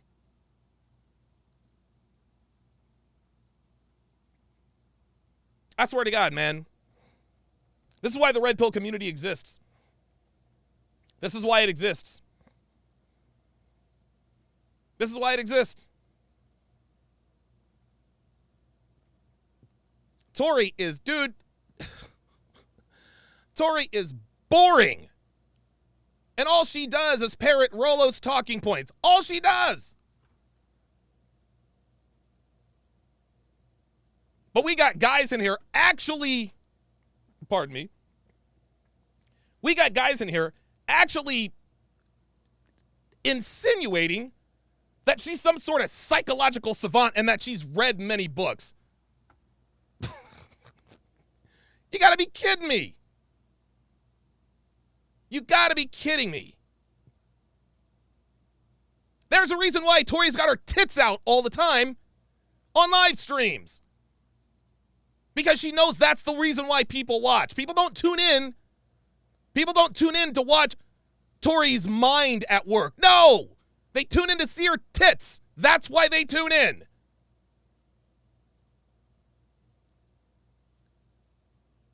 She does such a good job at parroting Rollo's talking points, she actually has some of you idiots thinking she actually knows this stuff. Get the fuck out of here. Tori's on a level that Pearl will never approach. Really? How many subs does her channel have?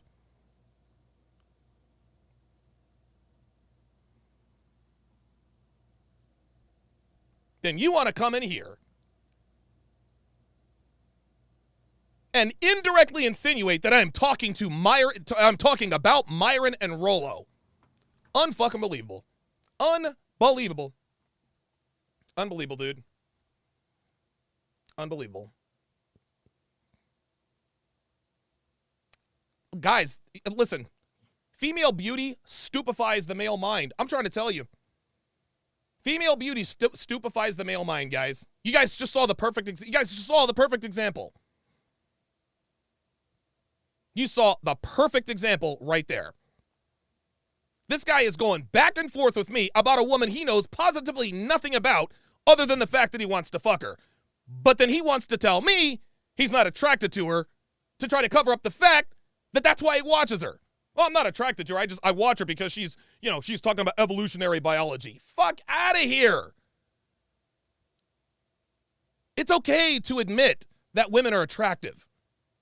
Tori is attractive. I don't like her, but she is attractive. Guste Janice, she is a walking false EPAR accusation, radioactive to all men. She is attractive. I had some knucklehead put in my comments the other day about Tom Brady's new girlfriend. Not enough curves, I wouldn't smash.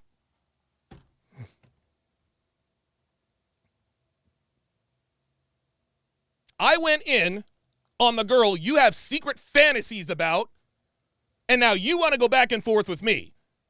I stopped giving you oxygen. You super chat something in saying Myron and Rollo are not jealous. Get the fuck out of here. Unbelievable. Unbelievable.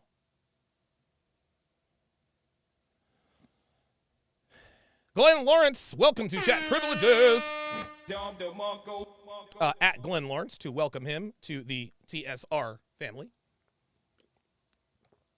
Glenn, if you would, put your age and location in the chat. A scout in a Bradley with a $10 super chat says, who's Tori? Am I missing something? Look her up. Torsha, T-O-R-S-H-A-A. Tori is... she's a homeless version of Pearl, is what she is. That's who she is. She's not a poor man's Pearl. She's a homeless version of Pearl. That's who she is. She's a dude. She is a Rollo Tomasi groupie who follows him around. She's riding his coattails to get access to men in this community. That's what she does. I made the egregious mistake of having her on my platform a couple of times. Halfway through the second live stream, it became clear to me that she was a groupie. She's really just in this to just kind of show herself. We have a lot of women who try to infiltrate this community at every turn. All the time. Tori just happens to be attractive enough. She just happens to be attractive enough to be taken seriously. And because she was indirectly given the seal of approval by Rollo Tomasi, I thought, okay, maybe I can do some content with this girl. No, can't do it anymore. Sorry. Can't do it anymore. So go and check out Torsha, whatever. But the long and the short of it is Tori is Rollo's groupie. Nothing more. It is what it is. Like they're literally using body count as a way to, it's a scale. Of course, I'm going to say no because I don't want to be judged for my body count. I wouldn't judge a man for his body count.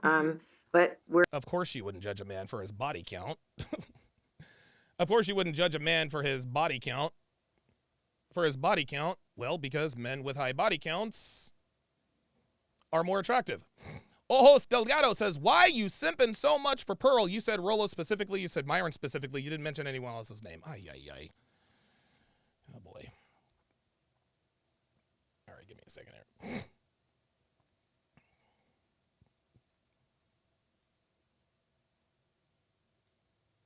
Hang on a second.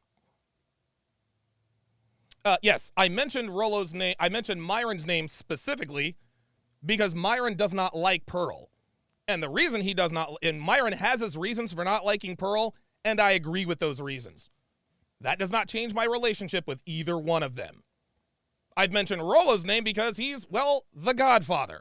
I also mentioned Rollo's name because he is associated with Tori. A lot of people think that Pearl should be out of the manosphere. And I don't think Pearl should be out of the manosphere, but she's not going anywhere. I mentioned Tori's name because she is associated with Rollo, and that's why I mentioned his name. Unbelievable. Yeah, you know what? Check this out. Go back and tell Rollo and Myron that I said that they were jealous of Pearl. Yeah, go ahead and do that. They'll totally believe you. Fucking asshole. That guy's probably you-know-who. Glenn Lawrence says, Donovan, Phil Foster and I will do a live stream about the clowns in the space tonight. We got you. Oh, I am 38, work in Hollywood, and live in Los Angeles. Wow. Okay. Very good. We're in a world where women are judged. So to a lot of... Yeah, Devin says some people are capable of connecting the dots. It's not that they're not capable of connecting the dots. They're looking for things to drive a rift between people. That's all that is. And by the way, yes, exactly, dude. Pearl took down the video and she regrets it. Ay. Age of Machines says something extra since I had a great year. Oh, with the $20 super chat, said, funny thing is, some of us spent money on therapists and drugs that did us little good or acknowledge what men face with women. I pick no sides. Your breakdowns do a ton of good for us. Yeah, they do a ton of good until I get sidetracked by bullshit. I guess I'm kind of self-destructive like that. Geeky Anomaly with the comment of the night says Pearl has earned her stripes. Tori just showed up. Bingo. Bingo. Tori, she just showed up. She just showed up. And yeah, I'm giving her oxygen, but dude, she is so terrible at content creation, not even I can bump up. And I'm a nobody. Like, she's useless. Dude, she's useless. She's catty. She acts like Mean Girls. She's picking fights behind the scenes with Allie and Pearl, taking shots at Allie and Pearl on Twitter and all that. Like, it's ridiculous. It's ridiculous. Like, that's what she does. Like, dude, behind the scenes, she's picking and talking to this person and this person, and no. That's one of many reasons why I don't deal with Tori anymore. She's like a teenager in high school, guys. She's like a teenager in fucking high school. That's why I don't associate with her anymore. Sorry. No, sir. Nope. That's why I don't associate with her. She talks too much. She's manipulative. She's a typical modern woman.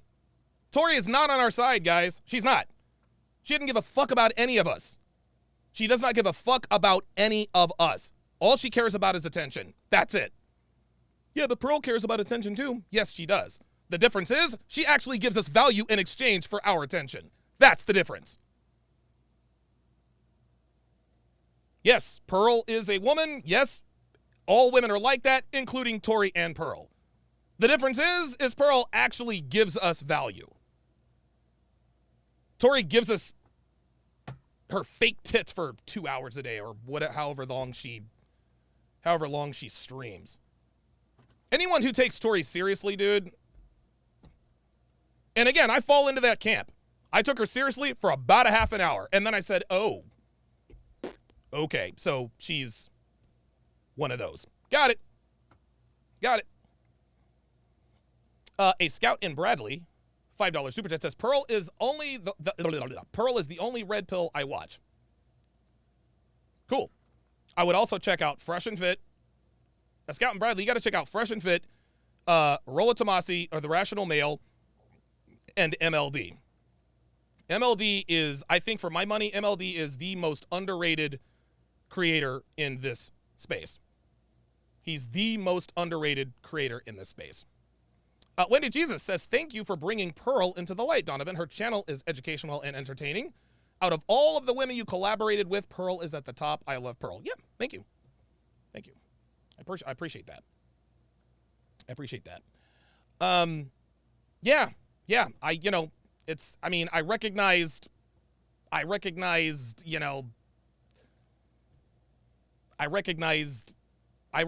the talent, man.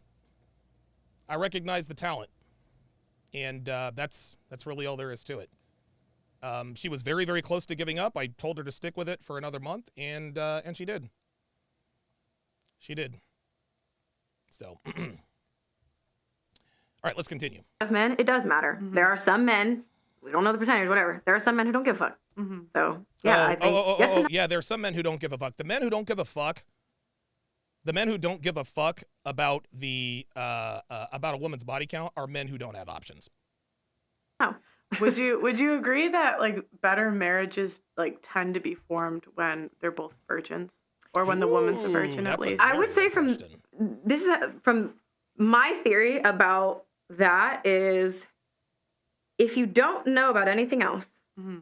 there's a greater chance you're going to stay. So what I've come to realize with having different types of sex. Mm-hmm. Oh my God. When you have a big one, you know when it's a small one, right? And these things, this experience, it shapes how you view what the ideal partner or guy or sex is like. Boy. And so if I take the concept of we're both virgins, we both don't know about, you can get choked, get spitting in mouths and anal and all this crazy stuff. Sorry, but I'm just saying. Wait, y'all spit in each other's mouths? Oh my God. You never have? Oh, no? God. God, I've done a no. lot of shit though, girl. Alright, ew, no thanks, ew. Sorry, that just... Okay. I thought Brittany was just fucking around the first time she said spit in your mouth. But she really, do people act like, ugh, that is gross. I love Devin to death, but I don't want her spitting in my mouth. That's nasty. Do people really spit? Yeah. Do people really spit in each other's mouths during sex? Wow. Damn, Brittany's done some freaky shit. I feel like, yeah, you only know of each other, so there's a greater chance. Like, your mind doesn't necessarily, I'm not going to say it doesn't wander, but I would say that the probability is a lot lower because you don't. There you go. See, Brittany knows. Know anything. That's it. Oh, because you don't know anything. No, it's not because you don't know anything. It's because you're pair bonded to that person. She's trying to make female virginity for a marriage sound almost like it's a bad thing. Well, the only reason why you wouldn't cheat is because you don't know any better. You don't know. You when you've had a number of big dicks, then you know that's yeah. This is why we tell women not to sleep around. Because when you sleep around, you have too much knowledge, and now you become more selective about the men you want to continue to have sex with. And now you're looking for men who rock your world in the bed, 6-foot dicks, six-pack abs, 6'4" and a millionaire. Those men don't exist. Ay. You know? You don't know what a Lysol can's like because you ain't never been with one. Unbelievable. There Your it is. husband's a 5-incher, he's a 6-incher. Jesus Christ.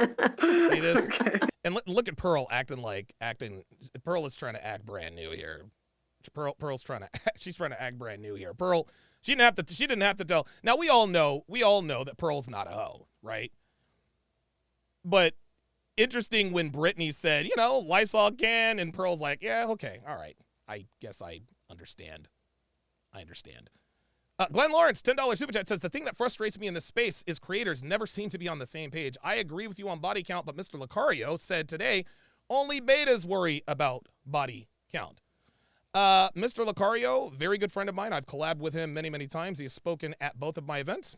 I respectfully disagree. A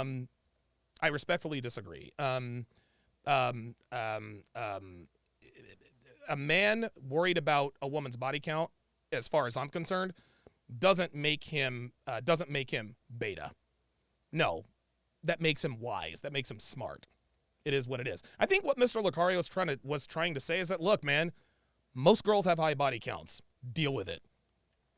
And then we advise women, lie about your body count, number one. Number two, you have to act the part. So, okay. Do you think? Yeah, Trucino says Pearl looks. Yeah, Pearl. That's what I was trying to say. Pearl looked very. She looked very uncomfortable with that conversation. That was funny. You've peaked, and if so, what age? Peaked in what? Like look-wise? Yeah, Sexual look-wise. attractiveness. Do you think you've peaked physically, and if so, what age? Of course she has. 22.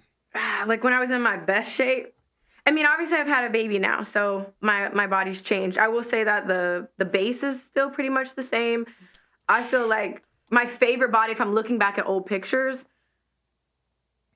probably 2019. It's probably like 2019. So what is she now? 33. 2019.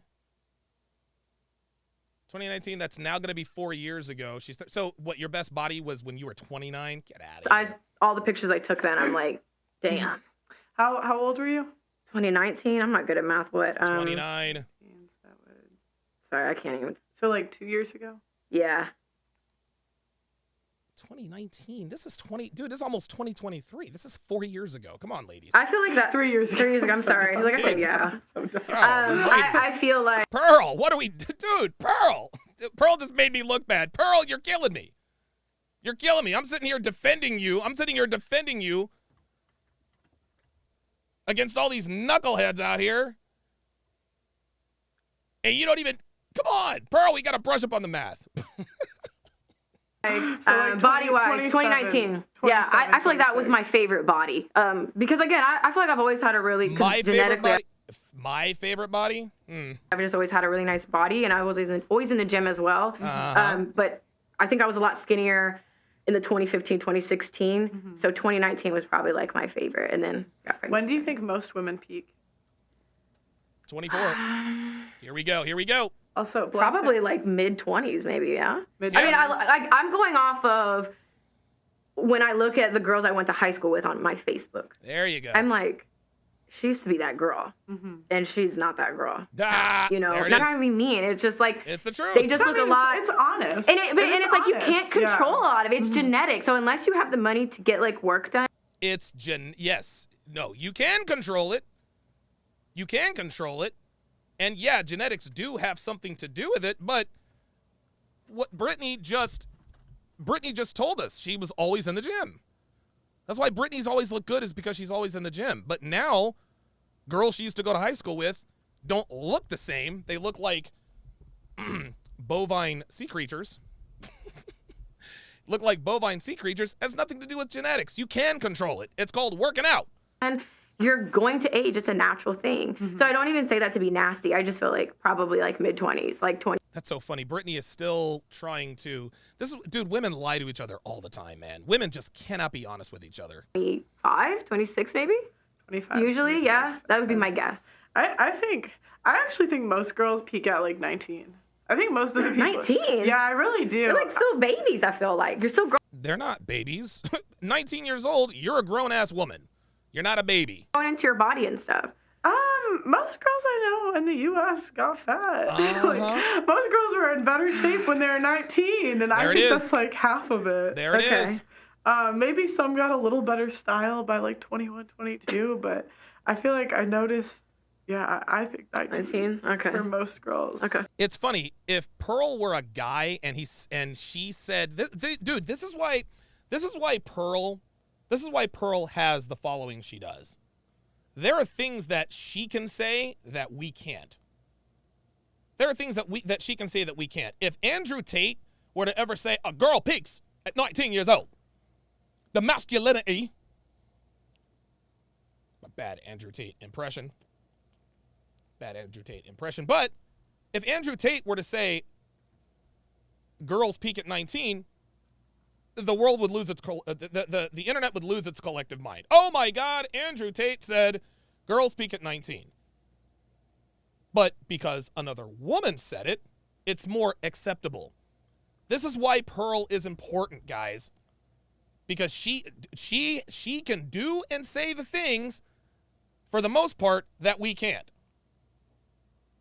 And the people that I'm really talking about, two of the people I'm talking about are Abba and Preach.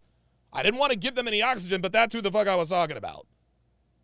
Them and a lot of other smaller red pill content creators who are feeling some type of way that Pearl has passed them by. Myron and fucking Rolo. What a fucking idiot. Ay.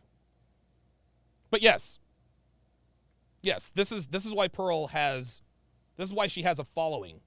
This is why her channel has grown exponentially, because she can say things that we can't say.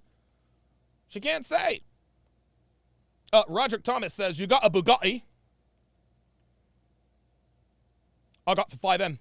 Blessing, my thing isn't loading because of the service. Can you connect me to the Wi-Fi for a second? This is bad production. What are we doing? Come on. What are we doing? This has been fun. I'm so glad we got to like talk. Blessing is top producer. Okay. All right. Well, I think that's a good stopping point. Alvin Sam said, it's Hobo and Screech.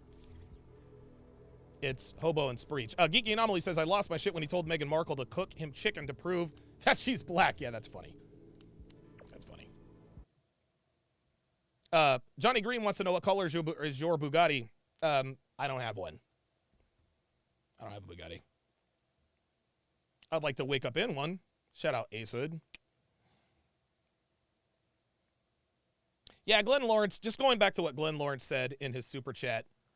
I understand how it can be frustrating that we're seemingly never on the same page. But what you're gonna have to understand, Glenn, is that even though most of us agree on most fundamental things.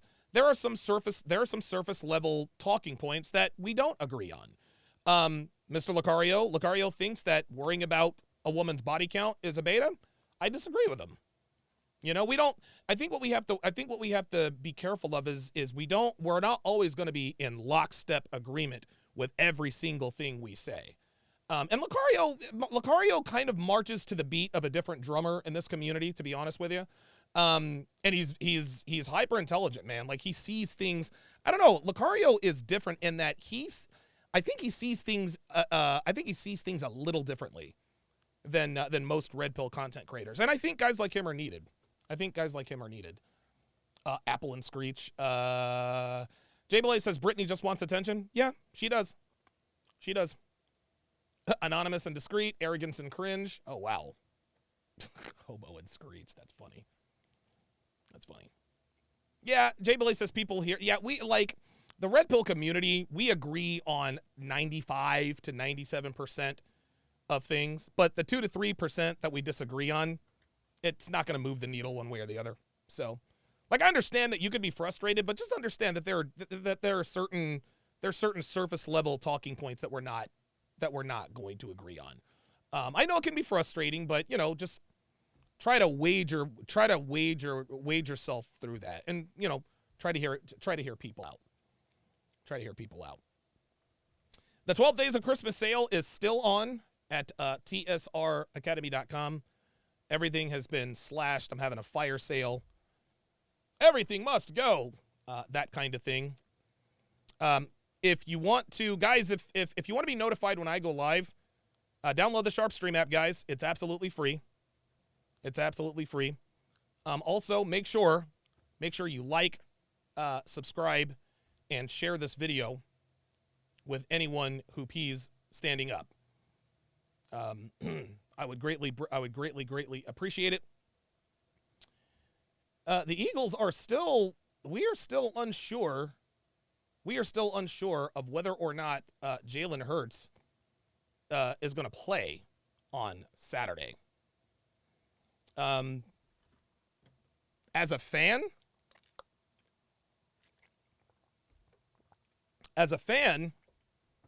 I want him. If he's 100%, I mean, I don't know. As a fan, I would want him to sit.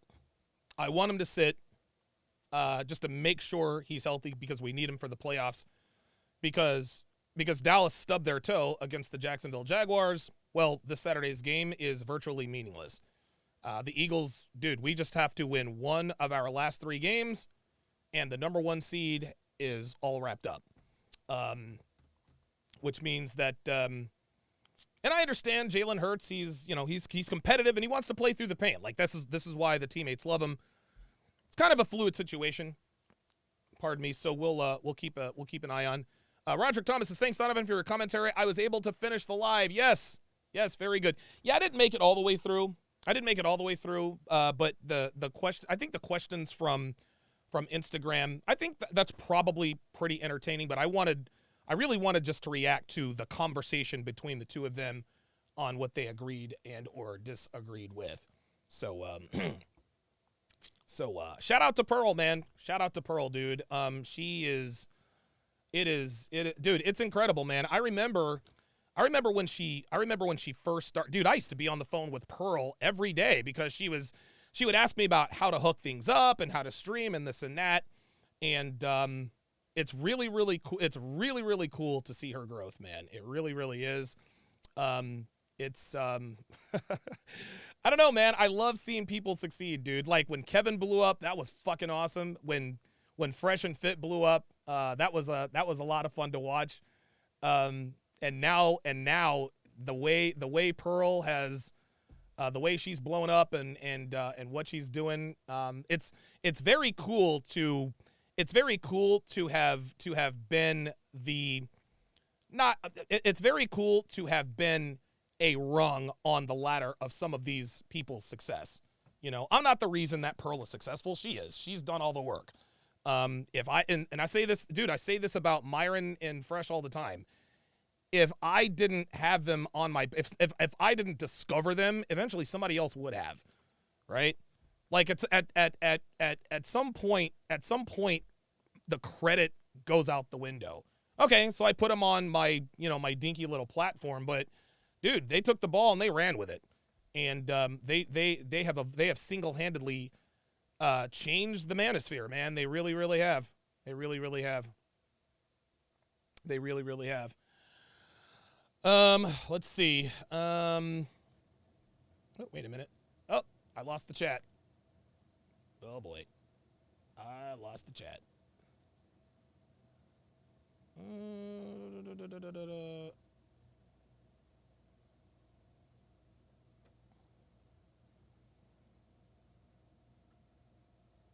Oh, hang on a second.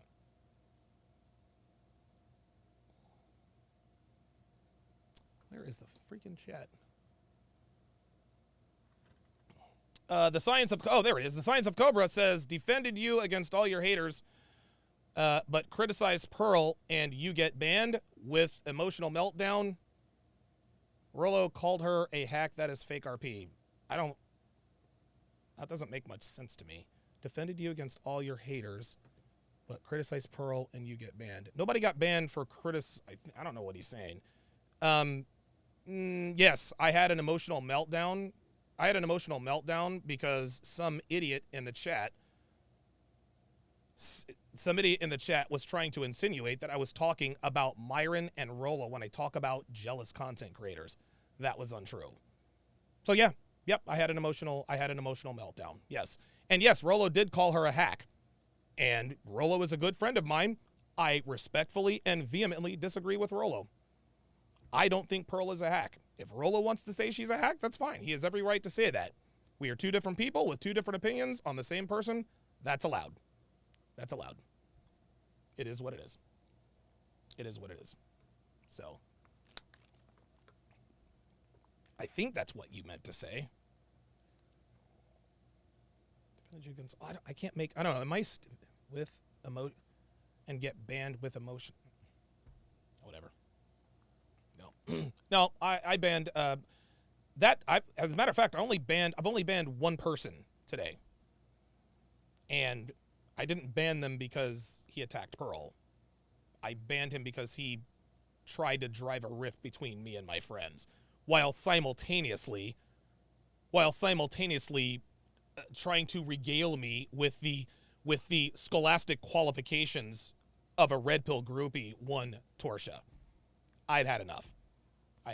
And yeah, that was pretty fucking emotional. It is what it is. It is what it is. It is what it is. Oh, Real Bravado. Oh, wow. Real Bravado Network with the $50 super chat. Says this is why even when others trying to trash or so call you on the... Oh, boy. Wait a minute. Hold on. Oh, wait a minute. Hold on. This is why when others trying to trash you on the air or oh boy. This is why when others, sorry guys, I think I'm getting dyslexic here. Says this is why even when others trying to trash or so-call air you out, you always have good things happen because you take joy in other success. Yeah. Yeah, man. Oh, yeah, and then he said sorry about the typo in the last comment. Oh, yeah, no problem. Okay. Thank God. I was like, man, maybe I was getting dyslexic. Yeah, man. Yeah. I think the reason why I take genuine, the reason why it gives me a genuine sense of satisfaction to see other people succeed that I helped out a little bit is because I've had my success. You know what I mean? Like, dude, I've got all the money, I've got all the toys, this and that and the other. And, I like to see talented people. I like to see talented people who do good work succeed. I like to see that, man. I like to see that. I think for me, I don't know how it is. I don't know how it is with other people, but I like sharing. How can I put this? I like other people being, how can I put this? I like other people being successful with me, right? Like, I'm not a guy, and listen, there are a lot of guys that are the opposite, but that doesn't make them bad people. That's just who they are. I take tremendous, I don't know why that is, I really don't, but I take, like, it gives me tremendous pleasure and a great sense of pride to see people that I've helped in some small way just fucking kill it. I don't know. I think it's kind of cool, man. I just like being successful with other people. You know? I'm not the guy who has to, you know, own anything. You know? I'm really not. Like dude, I could be like, I don't know. Like, I mean, I could be feeling some type of way. Well, you know, Myron and Fresh have 1 million subscribers. Kevin had 1 million subscribers. Pearl has 1 million subscribers. Why don't I? I don't see it that way at all, man. I don't see it that way at all. The reason why Kevin reached 1 million subscribers is because Kevin was, number one, he was good at what he does. Number two, he was the first ones to bring the conversation to the public. No one had ever done what Kevin had done. Ever. That's why he blew up. I wasn't doing what Kevin was doing. Same with Fresh and Fit. Dude, Fresh and Fit have these Miami yacht thoughts on every single night and dunks on these broads every single night. Why am I going to be mad that they have more subscribers than I do? I'm not doing what they're doing. You know what I mean? Then there's Pearl. You know, well, why does Pearl have 800,000 subscribers when she was on my... No, dude. Pearl just did an interview with Brittany Renner, Andrew Tate. She has the pregame podcast where she brings people off the street to talk about this stuff. I'm not doing that. Like, I'm not doing what they're doing. That's the bottom line. Next year, I will. Next year, I will. 100%. I'm not stupid. I'm not stupid, man. I've seen this.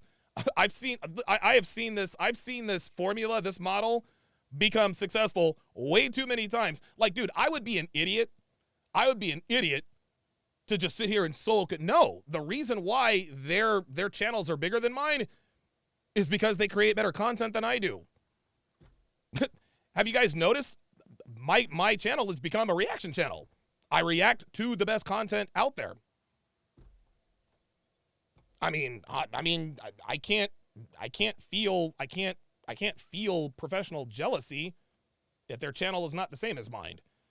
And so if I want to, and so instead of, you know, being all bitter and sulking about it, no, I pick these people's brains. Hey, man, how do you recruit?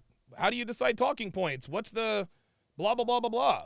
For the past 5 or 6 months, I've been, you know, working on things behind the scenes so that I can also have a Fresh and Fit / Just Pearly Things type of show. And with any luck, with hard work and, you know, some luck, maybe I can attain the kind of success that they've attained on their channel. It's as simple as that. It's as simple as that. If you want to be successful, do what other successful people are doing. I don't think that's complicated. I think it's pretty simple. But yeah, man, I like seeing other people succeed, man. It's just, I don't know. All right. Oh boy, yeah. Devin says that this is not a Stoic Sigma channel. No, it is not. Oh my God, Devin, don't mention. Oh, dude, don't get me started. Sigmas, don't get me, dude. Sigmas, get out of here. Listen, Sigmas, you guys are the super alphas. We should all be more like you, Sigmas. I don't want you Sigma idiots in my comments anymore. Jesus fucking Christ. Oh my God. Anytime I do a Sigma video, oh my God. Dude, I'm losing 300 and 500 subscribers. It's a sight to behold. Woo. Wow. Roderick Thomas says, Donovan, true example, no matter how life gets you, you can still be successful and help others. High value men. Yeah, man. Yeah. I mean, I don't know. I think the reason why and this is one thing that Kevin told me that I should have done, because, he like, I didn't launch Kevin, but, like I said, I was a rung on his ladder of success. Same with Fresh and Fit. Kevin used to always tell me, Donovan, he's like, you're too nice, dude. Like, you give too many people your platform. Like, you need to start charging. Like, that's what and it makes sense, but I don't know, man. I don't like I don't know. I don't think I could do that, man. I don't know. It's just weird. I think the reason why I'm